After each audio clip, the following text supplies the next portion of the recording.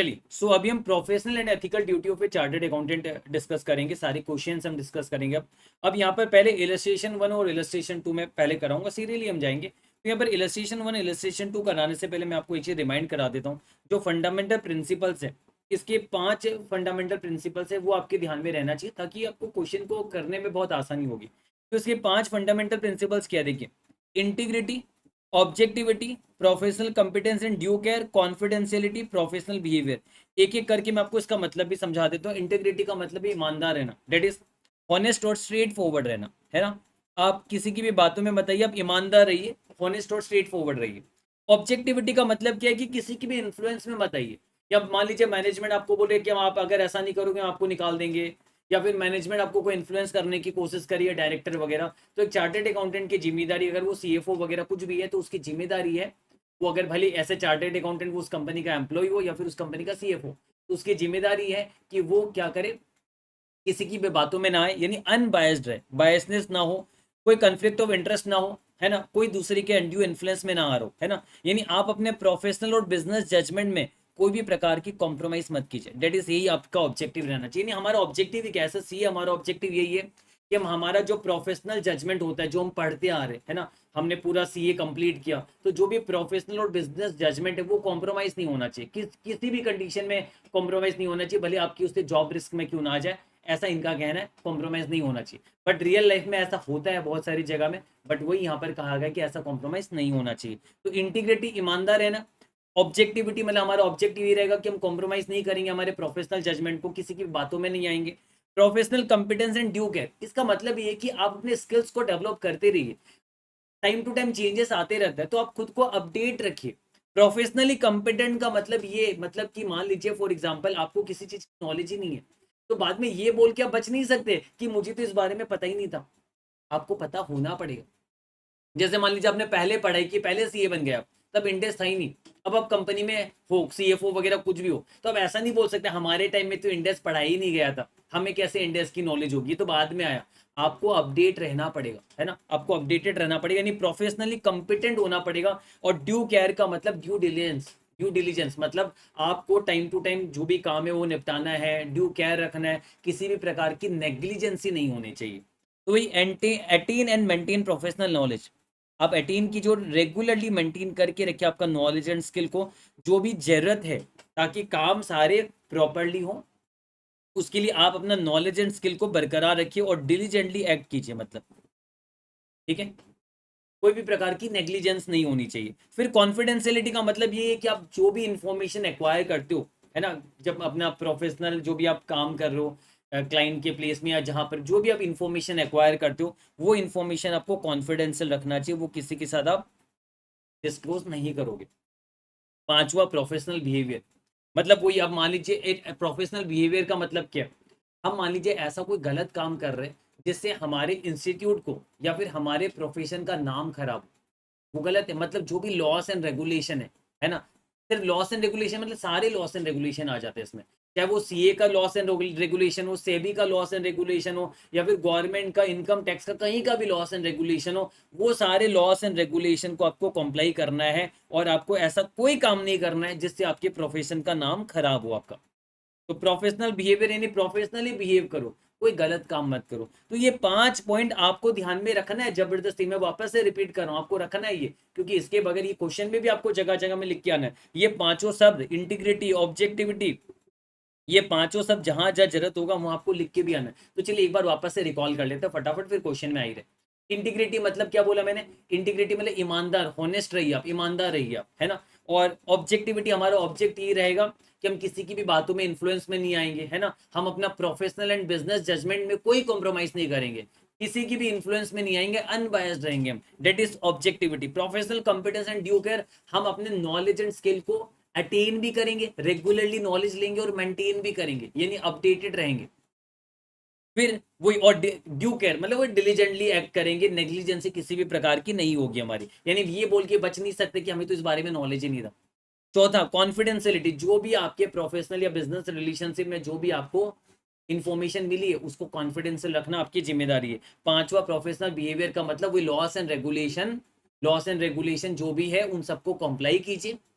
कोई ऐसा गलत काम मत कीजिए जिससे आपका प्रोफेशन में इफेक्ट पड़े। तो ये 5 पॉइंट आपके लिए बहुत काम आएगा, आगे जब मैं क्वेश्चन कराऊंगा तब आपके काम भी आएगा यहाँ पर। तो चलिए अब हम वन बाय वन एक एक करके क्वेश्चन डिस्कस करते हैं। पहले हम इलस्ट्रेशन 1 देखते हैं। Infostar limited is a listed company engage in the provision of IT services in India. मतलब इन्फोस्टार लिमिटेड एक कंपनी है जो कि आईटी कंपनी है, ठीक है। The directors are paid a bonus based on the profits achieve by the company during the year as per the bonus table given below. Directors को bonus दिया जाएगा, डिपेंड करेगा कितना कंपनी ने प्रॉफिट कमाया। अगर 1 करोड़ से कम प्रॉफिट कमाया कोई बोनस नहीं मिलेगा। 1 करोड़ से लेके 5 करोड़ के बीच में अगर प्रॉफिट कमाए 2% बोनस मिलेगा नेट प्रॉफिट आफ्टर टैक्स का। 5 से 10 का अगर प्रॉफिट कमाया तो 4%, 6%, ऐसे कर करके अलग अलग स्लैब है। स्टेटमेंट ऑफ पीएनएल शो कर रहा है कि 2 करोड़ का प्रॉफिट कमाया गया। तो मतलब 2 करोड़ का अगर प्रॉफिट कमाया गया, ये कौन से स्लैब में आएगा? 1 से 5 के स्लैब में आएगा। मतलब 2%, 2 करोड़ का 2%,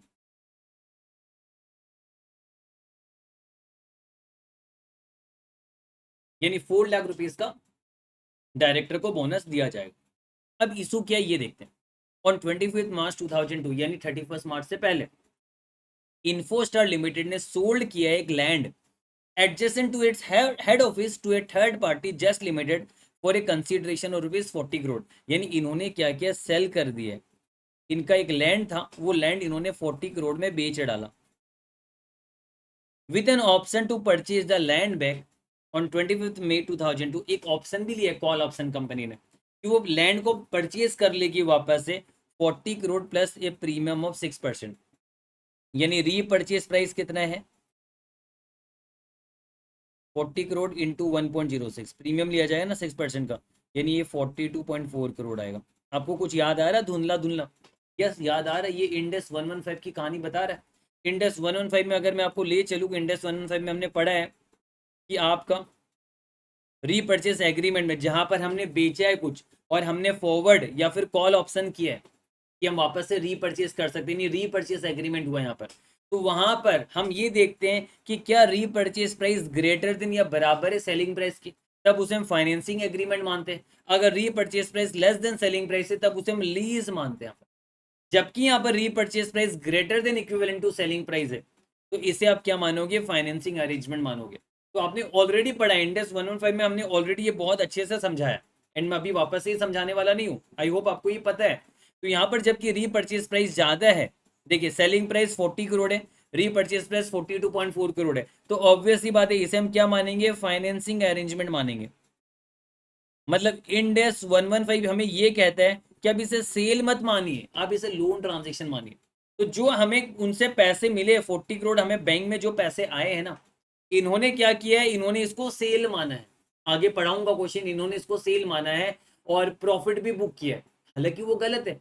इंडेस 115 का प्रोविजन को कॉन्ट्राडिक्ट किया जा रहा है, कॉन्ट्रावीन किया जा रहा है। इंडेस 115 का प्रोविजन साफ कहता है कि अगर आपने कुछ बेचा है एसेट वगैरह और वापस से रीपर्चेज का ऑप्शन कॉल ऑप्शन लिया हुआ है, तो ऐसा सिचुएशन में कंट्रोल तो ट्रांसफर हुआ ही नहीं है, क्योंकि मेरे पास ऑप्शन है, मैं वापस से खरीद सकता हूँ उसको। तो जब मेरा कंट्रोल ट्रांसफर ही नहीं हुआ, मैं उसे सेल कैसे मान सकता हूँ? तो ये सेल माना ही नहीं जाएगा, इसको सेल ट्रांजेक्शन हम नहीं मान सकते। हम इसमें क्या करेंगे पता है? जो हमारा एसेट है भले ही हमने अभी बेच दिया है, बट जबकि कंट्रोल ट्रांसफर नहीं हुआ है तो हम उस एसेट को बुक्स में अपने रहने देंगे, उसको डी रिकॉग्नाइज नहीं करेंगे, तो जैसा वैसा ही रहने देंगे। हाँ, हमें जो पैसे मिले उसको हम लोन दिखाएंगे। तो जो पैसे आपको 40 करोड़ मिले ना, उसकी एंट्री क्या होगी पता है? बैंक में पैसे आए तो लोन दिखाइए 40 करोड़ रुपीज का। जो बैंक में पैसा है उसको 40 करोड़ का लोन दिखाइए। अब आप आगे जाके 42.4 करोड़ चुकाओगे, तो आप इसके लिए क्या करोगे? जो 2.4 करोड़ आप ज्यादा दे रहे हो ना, इसको इंटरेस्ट एक्सपेंस दिखाओगे over the period. Interest expense to loan दिखाओगे 2.4 करोड़ का, और बाद में जब आप पैसा चुका दोगे तो लोन टू बैंक हो जाएगा। जब आप पैसा चुकाओगे 2.4 करोड़, तो लोन 2.4 करोड़, 42.4 करोड़ पूरा चुकाओगे आप प्रीमियम के साथ, तो लोन टू बैंक हो जाएगा। 42.4 करोड़ का लोन टू बैंक हो जाएगा। तो अभी आप इसे फाइनेंसिंग ट्रांजेक्शन ही मानोगे, है ना? आप इसे नहीं मान सकते सेल ट्रांजेक्शन। चलिए हम आगे देखते हैं। The amount received from the transaction eliminated the bank overdraft of Infostar limited. तो इन्होंने पैसा क्यों लिया पता है? इनका कोई बैंक ओवरड्राफ्ट था, उसको इनको कम करना था। तो ठीक है, पैसा लिया, वो बैंक ओवरड्राफ्ट कम करेगा, पर एक तरह से नया एक लोन भी दिखाई देगा, वो भी लाइबिलिटी है। पर ये सोच रहे थे, स्कीम लगा रहे थे, इनको मान लीजिए अपना लिक्विडिटी रेशियो वगैरह कुछ सुधारना है, डेट इक्विटी रेशियो सुधारना है। तो इन्होंने क्या किया पता है? एसेट को बेचा नहीं, पर दिखा दिया एसेट बेचा है, और वो पैसे से इन्होंने ओवरड्राफ्ट का पेमेंट कर दिया, तो लोन कम हो गया। बट देखा जाए तो एक तरीके से ओवरड्राफ्ट पेमेंट हुआ, तो क्या हुआ? दूसरी तरफ से लोन आपका वापस से शो करेगा एज पर इंडेक्स 115। आगे देखते हैं। On instruction of the chief financial officer, जो कि चार्टर्ड अकाउंटेंट है, the transaction was treated as a sale including the profit arising on disposal in the statement of profit and loss. तो देखिए CA क्या कर रहा है, अब बताइए। सीए ने जो फंडामेंटल मैंने आपको पढ़ाया था, इसलिए मैंने पढ़ाया था, अब फंडामेंटल का मैं आपको ज्ञान दे रहा हूँ। क्या ये प्रोफेशनली कॉम्पिटेंस, क्या ये फंडामेंटल जो है आपका एथिक्स का, professional competence and due care, क्या उसको कंप्लाई कर रहा है? देखिए अब यहाँ पर बात बहुत सारी आती है। इसका इंटीग्रिटी भी इफेक्ट हो रहा है, इसका ऑब्जेक्टिविटी भी इफेक्ट हो रहा है, इसका professional competence and due care भी इफेक्ट हो रहा है, इसका प्रोफेशनल बिहेवियर भी इफेक्ट हो रहा है। अब देखिए, क्या ये सीए यहाँ पर ईमानदार है? मैं बोलूंगा ईमानदार नहीं है, क्योंकि वो हॉनेस्टली और स्ट्रेट फॉरवर्ड काम नहीं कर रहा है, वो गलत बात बोल रहा है, गलत इंस्ट्रक्शन दे रहा है ना। वो बोल रहा है कि इसको सेल मानो, वो इसको सेल मानो, वो गलत है, यानी इंटीग्रिटी में सवाल उठेगा इसका। अब दूसरा ऑब्जेक्टिविटी, मतलब कहीं ना कहीं से ये बायस हो रहा है। कैसे बायस हो रहा है मैं आपको बता रहा हूँ। क्या ये इन्फ्लुएंस हो रहा, हो सकता है ये मैनेजमेंट से इन्फ्लुएंस हो रहा होगा। क्यों? क्योंकि डायरेक्टर्स को जितना प्रॉफिट होगा उतना उस पर इनको कमीशन मिलेगा, बोनस मिलेगा। तो ये प्रॉफिट बढ़ाने के चक्कर में सेल दिखा रहे, तो प्रॉफिट बढ़ाने के चक्कर में सेल दिखा रहे, मतलब ये कहीं ना कहीं चार्टेड अकाउंटेंट जो है ये दूसरे मैनेजमेंट के इन्फ्लुएंस में आ रहा होगा। यानी इनके जो भी प्रोफेशनल जजमेंट इसको देना चाहिए, क्या वो कॉम्प्रोमाइज नहीं कर रहा है? यस, ये कॉम्प्रोमाइज कर रहा है।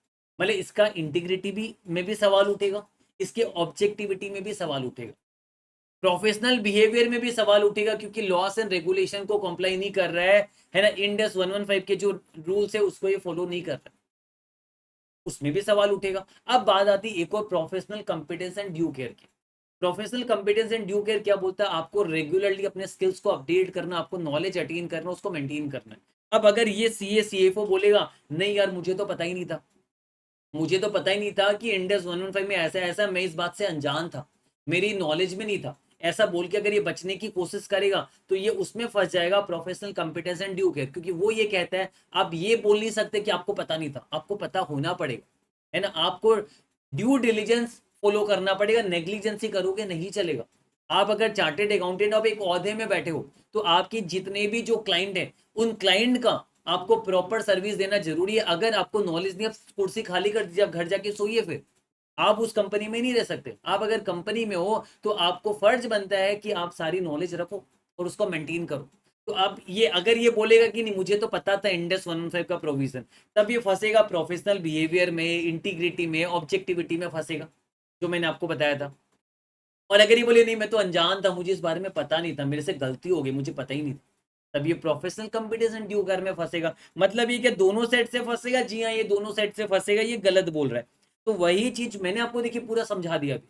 अब यही चीज को आपको क्या करना है, एग्जाम में प्लेन लैंग्वेज में इंग्लिश में लिख के आना है ना। आप लिख क्या होगे, पहले इंडेक्स 115 का प्रोविजन बता दीजिए वो क्या कहता है, फिर फैक्ट ऑफ द केस, इस केस का क्या फैक्ट है ना, और इसमें क्या करना चाहिए, अगर सीए वैसा नहीं करेगा तो वो कहाँ कहाँ फंसेगा, है ना। और क्या वो प्रोफेशनल मिसकंडक्ट होगा? जी हाँ, क्योंकि वो कोड ऑफ एथिक्स को फॉलो नहीं कर रहा, तो प्रोफेशनल मिसकंडक्ट में वो फंसेगा। तो वही सारा ज्ञान हमें लिखना है। बट खैर मैंने आपको समझा तो पूरा दिया है ना। एक नो, क्योंकि आईसी के आंसर बहुत बड़े बड़े, आईसी के आंसर अगर आप सोचोगे कि हम लिखने को चाहिए, वो पॉसिबल ही नहीं। आपके पास नॉलेज होगा, आप आराम से लिख सकते हो यहाँ पर। बट फिर भी मेरा फर्ज बनता है, मैं जरूरी जरूरी चीजें आपको यहाँ पर अंडरलाइन करवा दूंगा। देखिए अब हम आंसर भी पढ़ लेते हैं। The sale of land meets the condition specified in Index 115 revenue from contract with customer for qualifying as repurchase agreement। देखिए वही लिखा है, जो सेल ऑफ लैंड है वो इंडेक्स 115 का कंडीशन को मीट करता है, जो कि क्वालिफाई करता है रीपर्चेस एग्रीमेंट। क्यों? क्योंकि इसके पास ऑप्शन है बाईबैक करने का, और इसलिए यहाँ पर कंट्रोल जो है वो ट्रांसफर नहीं हुआ है, ठीक है। और इसलिए इसको फाइनेंसिंग अरेंजमेंट मानना चाहिए। ट्रांजेक्शन को क्या माना जाएगा? फाइनेंसिंग अरेंजमेंट माना जाएगा। और एसेट तो रिकॉग्नाइज होगा, जो पैसा मिला उसको लोन दिखाना चाहिए। अब देखिए यहाँ पर क्या लिखा हुआ है, इन्फोस्टार लिमिटेड ने लैंड को डी रिकॉग्नाइज करके सेल माना, वो नहीं मानना चाहिए, क्योंकि अभी तक कंट्रोल ट्रांसफर नहीं हुआ है। और इसलिए इसका सब्सटेंस ऑफ द ट्रांजेक्शन क्या है कि ये लोन दिखाया जाएगा 40 करोड़ का, विथ 6% प्रीमियम को हम इंटरेस्ट मानेंगे, जो कि मैंने लिख भी दिया था सारा, ये देखो इंटरेस्ट मानेंगे जो 6% है। रिकॉर्डिंग द एफोर्ट से transaction as a sale in an attempt to manipulate the financial statement, क्योंकि मैनिपुलेट किया जा रहा है फाइनेंशियल स्टेटमेंट को, ताकि इंप्रूव किया जाएगा प्रॉफिट को इंप्रूव करने के चक्कर में, और कैश पोजीशन को ज्यादा फेवरेबल दिखाने के लिए, और इसलिए सेल को क्या करना चाहिए, रिवर्स करना चाहिए, और लैंड को अपना कैरिंग अमाउंट में ही रखना चाहिए। सेल को आप रिवर्स कीजिए, ये है बात। तो ये तो इंडेस 115 का ज्ञान हो गया जो मैंने आपको बताया, इंडेस 115 के हिसाब से आपको ऐसा करना चाहिए। अब एथिकल इशूज में ये कहाँ फंसेगा, देखिए जो मैंने आपको समझाया था वही चीज लिखा हुआ मैं आपको रीड करके बता देता हूँ, है ना, क्योंकि ये पॉसिबल नहीं होगा आपके लिए एग्जाम में लिखना, बट फिर भी इससे कुछ कुछ अगर पॉइंट आप लिखना चाहते हो तो वो मैं आपको हाईलाइट करवा दूंगा। बाकी मैंने पूरा ज्ञान आपको दे दिया। देखिए, chartered accountants are required to comply with the fundamental principle, वही जो 5 फंडामेंटल प्रिंसिपल्स हमने पढ़ा था, 5 फंडामेंटल प्रिंसिपल जो मैंने पढ़ाया था अभी आपको, integrity, objectivity, professional competition, due care, confidentiality, professional behaviour, उसी की बात करें।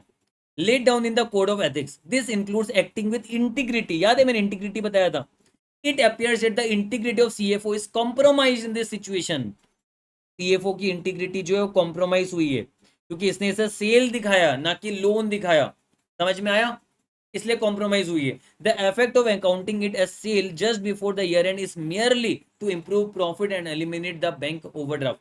इसका अकाउंटिंग का इफेक्ट क्या हुआ, अकाउंटिंग का इफेक्ट ये हुआ है, सेल दिखाने से प्रॉफिट को इंप्रूव किया और बैंक ओवरड्राफ्ट को एलिमिनेट करने की कोशिश की गई है। हालांकि बैंक ओवरड्राफ्ट एलिमिनेट हो भी जाएगा, लेकिन लोन तो दिखाना पड़ेगा ना फाइनेंसिंग अरेंजमेंट में। This effectively amounts to window dressing, आप चाहो तो विंडो ड्रेसिंग वर्ड लिख सकते हो, विच इज नॉट होनेस्ट, ये सही नहीं है। Accountants must also act with objectivity, याद है मैंने ऑब्जेक्टिविटी का बात बताया था कि मैनेजमेंट वगैरह के इन्फ्लुएंस में मत आइए। तो यहाँ पर देखिए, which means they must not allow bias, conflict or undue influence of others to override professional or business judgment. Therefore, the management must put the interest of the company and the shareholder before their own interest. The pressure, क्योंकि management का pressure हो सकता है, the pressure to show profit, क्योंकि management को bonus मिलेगा ना, तो मैनेजमेंट का प्रेशर आ सकता है आपके ऊपर। The pressure to show profit and achieve a bonus is in the self interest of the director and seems to have been partly driven the transaction and the subsequent accounting, which is clearly a conflict of interest, क्योंकि management ये जानबूझ के करवा रहा है। आगे देखते हैं, it is further necessary for the accountant to comply with the principles of professional behaviour. अरे बाप रे, जो जो मैंने बोला वो सब आ रहा है, देखिए जो जो मैंने लाइन बोला था, इंटीग्रिटी बोला आ गया, मैंने सच में ये सॉल्यूशन पहले पढ़ा नहीं था, ऊपर ऊपर से दिखा था, इतना वैसे नहीं पढ़ा था। ऑब्जेक्टिविटी हो गया, प्रोफेशनल बिहेवियर हो गया, सब आ गया देखो यहाँ पर, which require compliance with relevant laws and regulation. In the instant case, the accounting treatment is not in conformity with Ind AS. The given facts do not make it clear whether CFO is aware of this or not. यानी इससे पता नहीं चलता कि CFO को पता था कि नहीं था, लेकिन पता हो या ना हो, दोनों सिचुएशन में फंसेगा वो। देखिए देखिए, इफ इज अवेयर, अगर इसको पता था और स्टिल इसने इनकरेक्ट ट्रीटमेंट किया, तो मतलब इसने प्रोफेशनल बिहेवियर के प्रिंसिपल को फॉलो नहीं किया, लॉस एंड रेगुलेशन को फॉलो नहीं किया। और अगर ये अवेयर नहीं था, अगर ये अवेयर नहीं था, अगर ये अवेयर था तो मतलब ये प्रेशर में आ गया होगा डायरेक्टर वगैरह के, और अगर ये अवेयर नहीं था तो मतलब इसने क्या किया, प्रोफेशनल कंपिटेंस का प्रिंसिपल को कंप्लाई नहीं किया, क्योंकि इसका स्किल्स और नॉलेज जो है वो अपडेटेड नहीं है। तो बताइए कि सब कुछ आ गया, जो जो पॉइंट बोला, जी हाँ सब कुछ आ गया हमारा। तो वही मैंने जो स्टार्टिंग में समझाया वो लिख के आओगे, इतना पढ़ने की आवश्यकता ही नहीं पड़ेगी, फिर भी जस्ट रीड करके छोड़ दिया एक दो बार तो आपके दिमाग में क्लियर रहेगा, पर आराम से लिख पाओगे, है ना। आप ये सोचिए मत कि बुक का डिटो लाइन लिखना, वो कोई नहीं लिख के आता, वो पॉसिबल भी नहीं है। आपको बस नॉलेज होना चाहिए, नॉलेज में बस आपका इंटीग्रिटी आना चाहिए, ऑब्जेक्टिविटी आना चाहिए, प्रोफेशनल बिहेवियर, है ना, इसके अलावा प्रोफेशनली कॉम्पिटेंट, तो ये तो अपने आप समझ में आ रहा, समझ आओगा तो क्यों नहीं लिख सकते एग्जाम में, आराम से लिख सकते हो। फिर आगे जो अपने ऑडिट में पढ़ा है ना, in such a case he is subject to professional misconduct under clause 1 of part 2 of second schedule, ये आपको पता होगा एज पर ऑडिट। क्लॉज 1 ये कहता है कि ये गिल्टी माना जाएगा अगर ये कॉन्ट्राविन करता है any of the provision of this act, ये कॉन्ट्राविन करता है तो ये गिल्टी माना जाएगा। तो वही बस इतना सही था। तो देखिए मैंने आपको, मेरा फर्ज है आपको अच्छे से क्वेश्चन की अंडरस्टैंडिंग देना, वो मैंने पूरा दिया आपको। मैं फिर से रिपीट कर दे रहा हूँ, यहाँ पर मैनेजमेंट का घपला था, मैनेजमेंट यहाँ पर अपना प्रॉफिट को बढ़ाने के चक्कर में सब अनसन उल्टा फुल्टा काम कर रहा था, और सीएफओ अगर इसकी मदद करेगा तो सीएफओ भी जेल में जाएगा, फंसेगा वो, और प्रोफेशनल मिसकंडक्ट होगा वो अलग, एज पर आई से भी फंसेगा वो। चलिए, तो मेरे ख्याल से मैंने बेस्ट तरीके से आपको पूरा समझा दिया, याद नहीं करना, बस समझना ही है ना। अगर आपको नहीं समझ में आया तो फिर से रिपीट करके एक और, समझ में आया तो आया होगा 100%, क्लैरिटी 100% तो वापस से रिपीट करके वीडियो देख लीजिए। चलिए इलस्ट्रेशन 2 अब हम डिस्कस करते हैं।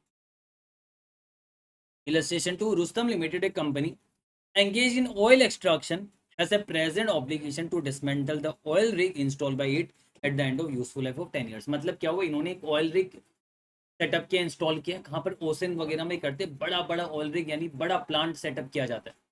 तो प्लांट जो सेटअप किया गया है, जब उसकी यूजफुल लाइफ खत्म हो जाएगी तब उसको हमें क्या डिसमेंटल भी तो करना पड़ेगा, जैसे इंडस 16 में पढ़ा है, डीकमिशनिंग करना, डिसमेंटल करना। तो उसी डिसमेंटलिंग की बात करें, 10 साल के बाद डिसमेंटल करना होगा। अब इंडस 16 का प्रोविजन मैं आपको याद दिला दूं, मान लीजिए हमने ऑयल रिग इंस्टॉल किया है, उसका पूरा खर्चा लगा है 50 करोड़ रुपीस, तो property plant and equipment 50 crore का दिखाया जाएगा। अब मान लीजिए आज से 10 साल के बाद जब हम डिसमेंटल करेंगे तब, और उसको डिसमेंटल करने का मान लीजिए खर्चा लगेगा 10 करोड़ रुपीस, मान लीजिए 10 करोड़ रुपीस खर्चा लगेगा, तो उसका प्रेजेंट वैल्यू भी हम क्या करते हैं, कैपिटलाइज करते हैं प्लांट में, और उतनी कम प्रोविजन बनाते हैं प्रेजेंट वैल्यू का, और वो प्रोविजन में हर साल डिस्काउंट का अनवाइंडिंग होता है, ताकि यूजफुल लाइफ 10 ईयर्स के बाद वो पूरा का पूरा 10 करोड़ का बन जाए।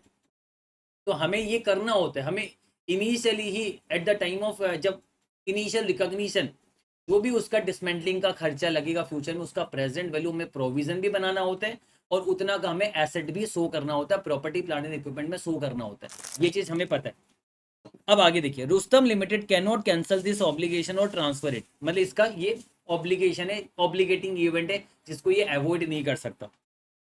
Rustam Limited intends to carry out the dismantling work itself and estimates the cost of the work to be rupees 100 crore at the end of 10 years। ये बोला कि 100 करोड़ खर्चा लगेगा, उसका जो भी प्रेजेंट वैल्यू उतने का इसको प्लांट में कैपिटलाइज करना चाहिए और उतने का प्रोविजन बनाना चाहिए आज।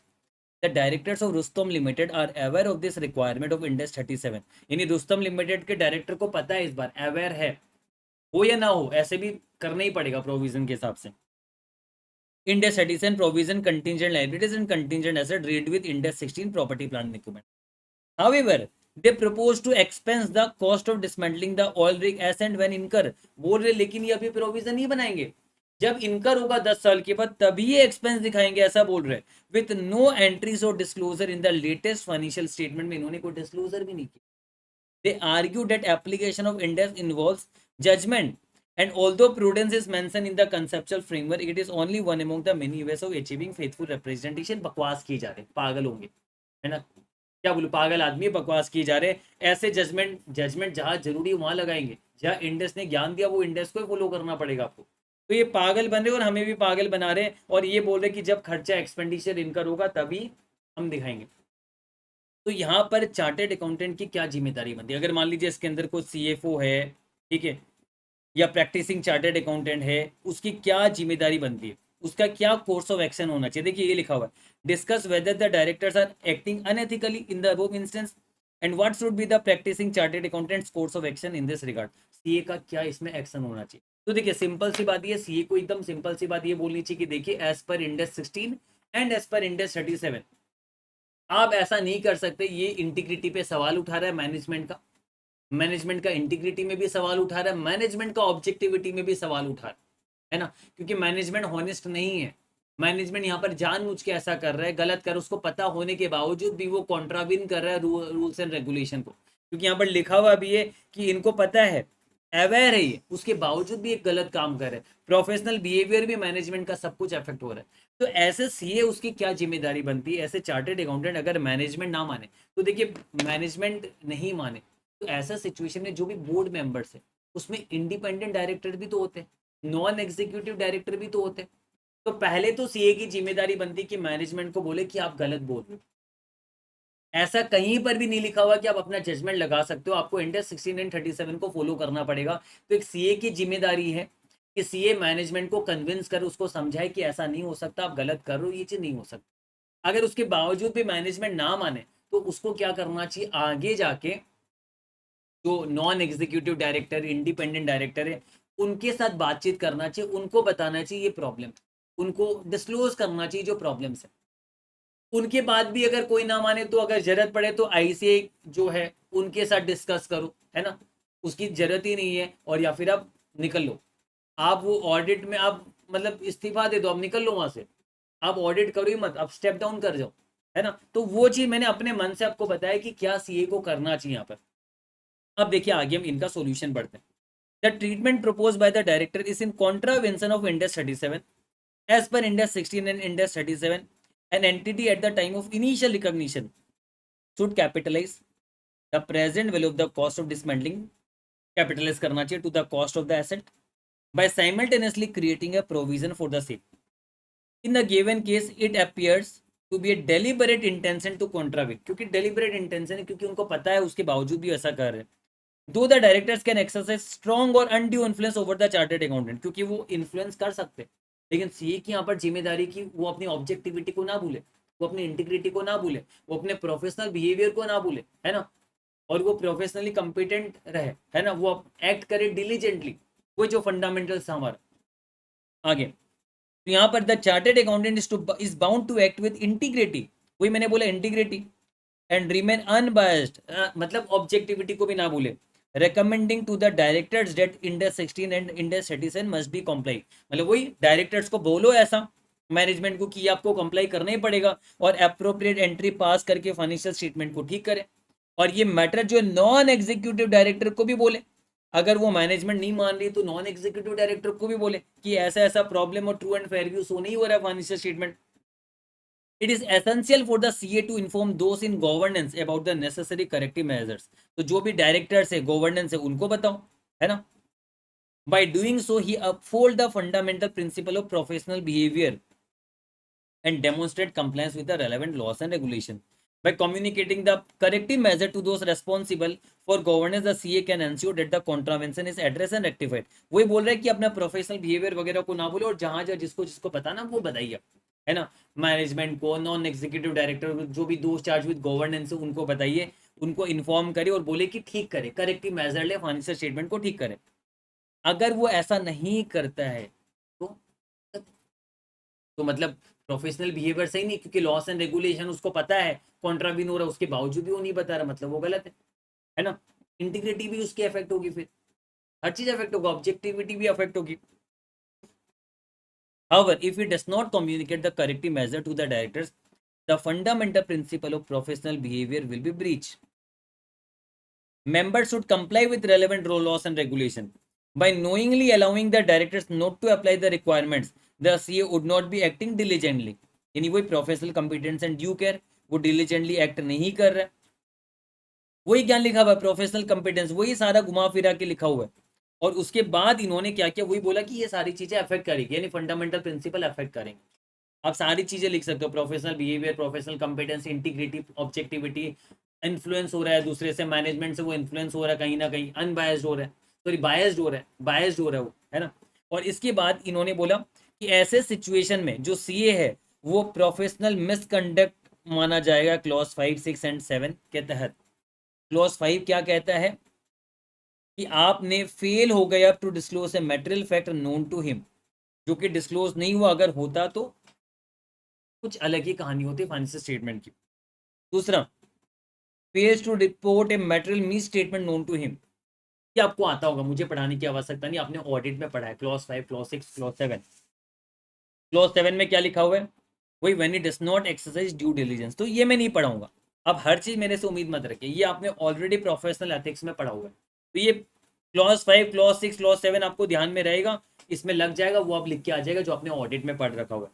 बट मैंने आपको पूरा ये समझा दिया कि सीए की क्या जिम्मेदारी यहाँ पर। तो यहाँ पर सबसे पहले क्या करो कि आप इंड AS 16 एंड 37 का ज्ञान लिख के आना, फिर आप बता देना कि सीए की क्या जिम्मेदारी, एथिकल रिक्वायरमेंट क्या सीए की, कि उसे क्या करना चाहिए, डिस्क्लोज करके बताना चाहिए, है ना, कम्युनिकेट करना चाहिए management, non executive director, independent director, दोस्त चार्ज विद गवर्नेंस, उनके साथ कम्युनिकेट करके बोलना चाहिए कि इसे भैया ठीक करो, फाइनेंशियल स्टेटमेंट को ठीक करो, इंप्रूव करो, जो गलती हुई इसको ठीक करो, तो उसको बोलना चाहिए। अगर वो ऐसा नहीं करेगा तो वो ब्रीच कर रहा है, प्रोफेशनल मिसकंडक्ट माना जाएगा, प्रोफेशनल बिहेवियर भी ब्रीच हो रहा है, प्रोफेशनल कॉम्पिटेंस ब्रीच हो रहा है, इन्हीं फंडामेंटल जो हमने पढ़ा था कोड ऑफ एथिक्स का वो ब्रीच हो रहा है।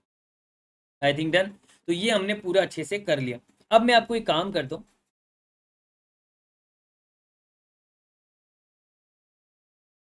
पहले मैं आपको टेस्ट नॉलेज का एक ही क्वेश्चन है, पहले ये क्वेश्चन मैं आपको करवा देता हूँ, फिर इलस्ट्रेशन भी करेंगे, पहले ये कर लेते हैं। चलिए क्वेश्चन नंबर 1, एक ही क्वेश्चन है टेस्ट नॉलेज का, स्टार्ट करते हैं। सिंपल क्वेश्चन है भी। Sastra Limited decides to upgrade its production process since the directors believe that technology-led production is the only way the company can remain competitive। मतलब ये अपने प्रोडक्शन प्रोसेस को upgrade करना चाहते हैं, क्योंकि इनको पता है नया टेक्नोलॉजी मार्केट में आ गया, अगर कंपिटिटिव बने रहना है तो आपको अपग्रेडेशन करना होगा। On 1 April 2005 the company entered into a property lease arrangement, यानी कोई प्रॉपर्टी है जिसे ये लीज में लेना चाहते हैं, in order to obtain tax benefits. However, the draft financial statement does not show a lease asset or a lease liability as on deed। यानी इन्होंने ऑलरेडी एंटर कर चुके हैं प्रॉपर्टी लीज अरेंजमेंट में, यानी इन्होंने एसेट प्रॉपर्टी लीज पे ली है। तो एज पर इंडेस 116 हमें क्या करना होता है, अगर हम कोई भी एसेट लीज पे लेते हैं तो हमें उसका राइट ऑफ यूज एसेट दिखाना होता है, अगर वो इंडेस 116 का प्रोविजन, यानी उसका जो इंडेस 116 का जो लीज का डेफिनेशन अगर वो फुलफिल कर जाए, तो आपको क्या करना होता है, आरओयू एसेट दिखाना होता है। और कॉरेस्पॉन्डिंग जितना हमारा फ्यूचर पेमेंट का ऑब्लिगेशन, उसका प्रेजेंट वैल्यू में हमें लीज लाइबिलिटी भी दिखाना होता है।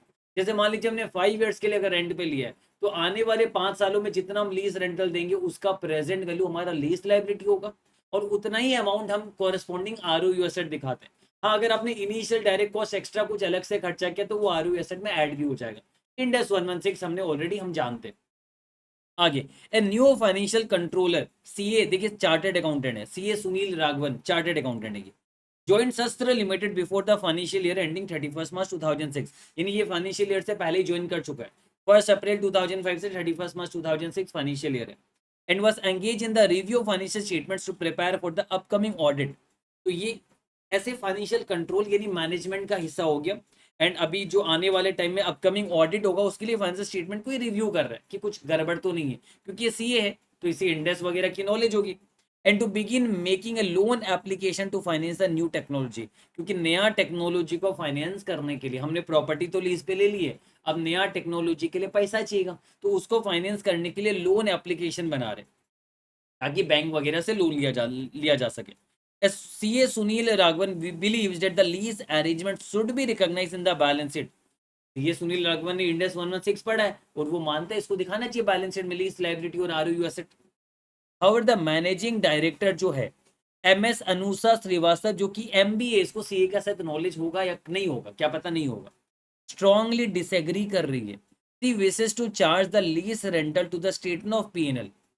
पागलों वाली बात कर रही है, इसको सी का, इसको इंडेक्स का नॉलेज ही नहीं है। ये कह रही कि जो लीज रेंटल है उसको पीएनएल में दिखाओ, ऐसा नहीं है, आपको आरओयू एसेट दिखाना होगा, लीज लायबिलिटी दिखाना होगा। आरओयू एसेट का जो डेप्रिसिएशन होगा वो पीएनएल में जाएगा, लीज लायबिलिटी का जो इंटरेस्ट का खर्चा होगा, इंटरेस्ट एक्सपेंस, वो पीएनएल में जाएगा। आप रेंटल एक्सपेंस को लीज एक्सपेंस नहीं दिखा सकते आप। आगे, her opinion is based on the understanding that the lease arrangement is merely a monthly rental payment without any corresponding asset or obligation, since there is, ये लाइन अंडरलाइन करना, since there is no invoice for transfer of asset to Sastra Limited। ये बोल रहे कि कोई asset तो हमने खरीदा नहीं, हमारे पास कोई इन्वॉइस नहीं, हमने तो लीज पे लिया।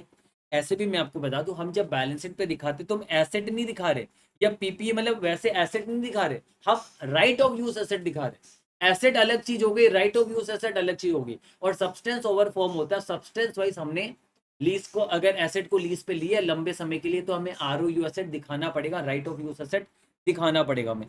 हर disagreement also stem from the fact that showing a lease obligation in the financial statement would impact the gearing ratio. Gearing ratio मतलब वही capital gearing ratio, debt equity ratio का जैसा ही होता है ना। तो इनका वही कहना है कि अगर हम एसेट दिखाएंगे तो लीज लायबिलिटी दिखाना होगा, और डेट हमारा बढ़ जाएगा, फिर अगर वो नहीं दिखाएंगे तो डेट बढ़ेगा नहीं, गैरिंग रेशियो में अफेक्ट करेगा, which could have an adverse impact on the upcoming loan application. तो इनका कहना है कि गैरिंग रेशियो अगर बढ़ जाए, इसको आपको पता होगा गैरिंग रेशियो डेट इक्विटी रेशियो में थोड़ा सा फर्क होता है, बट एक बार समझने के लिए डेट इक्विटी रेशियो समझो। अगर डेट बढ़ेगा तो इनका कहना लोन एप्लीकेशन जो हम दे रहे हैं उस पर क्या पता इफेक्ट करेगा, और हमें क्या पता लोन ना मिले बैंक से। MS Anusha has made it to clear to CA Sunil Raghavan. Anusha ने देखो क्लियरली CA सुनील राघवन को क्या बोल दिया पता है, कि अगर ऐसा नहीं करेंगे तो लोन एप्लीकेशन तो स्टेक में जाएगा ही जाएगा, साथ में आपका फ्यूचर प्रोस्पेक्ट्स यानी आपका जॉब भी खतरे में, डरा दिया, अनड्यू इन्फ्लुएंस। है ना, सीधा उसकी इंटीग्रिटी, सीधा उसकी ऑब्जेक्टिविटी में वार किया। बोला कि अगर आपने हमारा साथ नहीं दिया, अगर आप इंटीग्रिटी ऑब्जेक्टिविटी करते रह गए तो आपको जॉब से निकाल दिया जाएगा। सीधा वार किया। देखो, required discuss the potential ethical conflicts which may arise in the above scenario and the ethical principles which would guide how the financial controller should respond to the situation। तो देखिए, अगर मैं आपको जनरल बताऊं कि कैसे लिखना है, स्टार्टिंग में आपको इंडस 116 का ज्ञान लिखना है कि आपका यहाँ पर ये लीज अरेंजमेंट ही, और अगर ये इंडस 116 लीज अरेंजमेंट का डेफिनेशन को मीट करता, आपको लीज लाइबिलिटी आरओयू एसेट कॉरेस्पॉन्डिंग दिखाना होगा। ये सारी चीज इंडस 116 के हिसाब से आपको दिखानी चाहिए। अब ये तो हमने समझ गया, इंडेक्स 116 का हम ज्ञान लिख देंगे। फिर उसके बाद हम बोलेंगे, जैसे ये एथिकल इश्यूज की बात करें ना, कि यहाँ पर एथिकल कंफ्लिक्ट क्या आएगा, तो यहाँ पर हम बोलेंगे पोटेंशियल एथिकल कंफ्लिक्ट आ रहा है। क्यों? क्योंकि सीए सुनील राघवन को कहीं ना कहीं डराया जा रहा है, उसको थ्रेट दिया जा रहा है ना, कि अगर आप ऐसा नहीं करोगे तो आपका जॉब खतरा में चला जाएगा, है ना, और अगर ऐसा नहीं करोगे तो कंपनी को लोन नहीं मिलेगा, तो वैसे भी दिक्कत है। तो ऐसे ना कैसे करके उनको डराया जा रहा है।